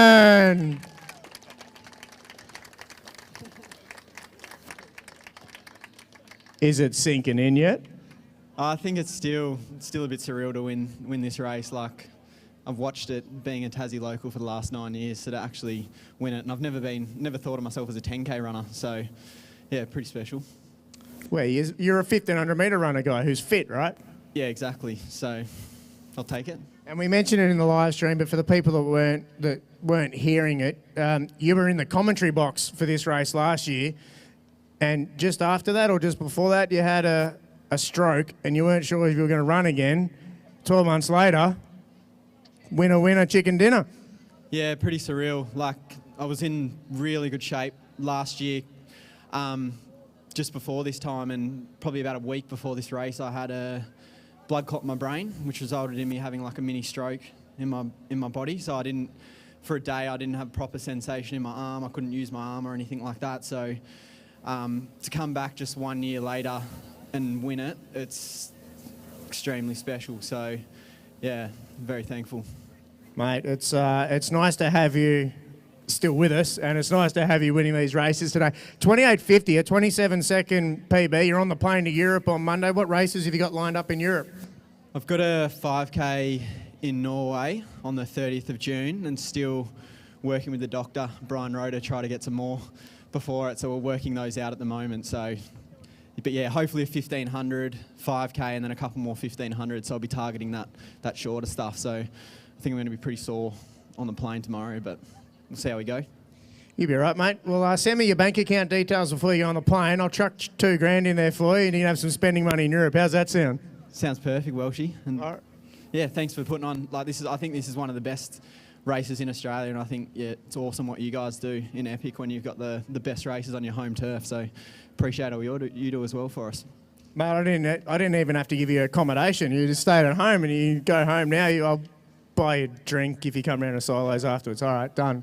Great. Ladies and gentlemen, please give it up for James Hansen, Kieran Perkins and Riley Cox's brother, Jacob.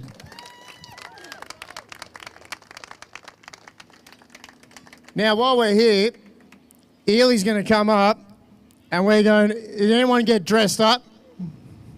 Did you get dressed up, ma'am? Oh, you wore that here normally. Oh, just kidding, just kidding. Ely, come up here. You guys are off the hook. You can go and party and warm down. If you are dressed up, we got a couple of people. We've got a $500 voucher to Brooks Running, and Ely, fresh off the catwalk in Campbelltown last weekend, is going to run this one. Your rules, you play it. All right, so can we have all the people who dressed up here on the podium? I think it's pretty between two. No, and there's dinosaur, very good. Anyone else?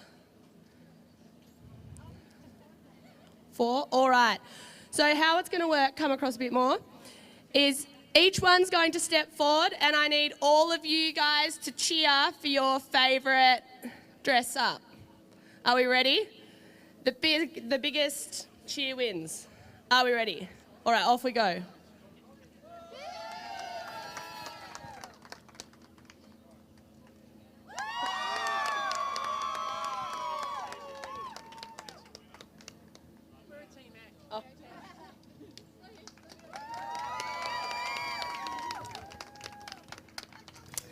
I think Captain Underpants might have won that one. Captain Underpants, would you like to step forward? One more time. One more big cheer for Captain Underpants, the winner of the dress up.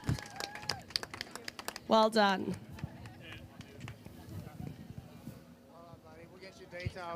We'll get your details for Eliza there. We'll get you a $500 Brooks Running voucher.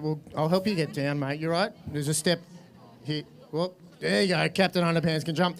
Folks, that concludes the formalities. We've still got people out there running their 10K and finishes coming through. Big thanks to all of our sponsors, of course, McGrath and the team who have been handing out all the medals and the water. Thanks to Josh Hart, Tiv and Begg and the team from McGrath, Events Tasmania, City of Launceston, Optus, Brooks, Think Big, Zim, Conveyancing, Brooks, Optus, got a few others, Boral, Levite. It's fantastic. Thank you, everybody, for coming and being a part of it. Live results are cracking now on our Facebook page. Go back and watch the live stream replay on our Facebook page as well, and you can spot yourself on there. And you'll get free photos in your cart this week on Race Roster. Check those out. And thanks very much. We'll see you all back here for the long weekend of running in 2023.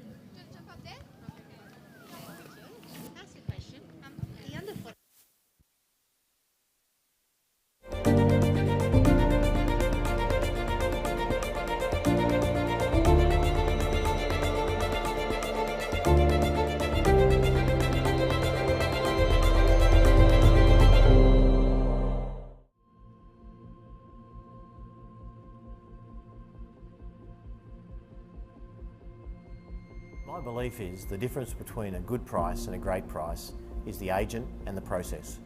Great results come from agents that are experienced and committed and expert in obtaining those last few bids or maximising the negotiation. We also believe presentation is critical. We think you have to present the home in a fashion that excites the buyers and gets them emotionally connected and ultimately creates again that competition. We believe that there are a number of elements that need to be woven together to make sure that that highest possible price is actually achieved.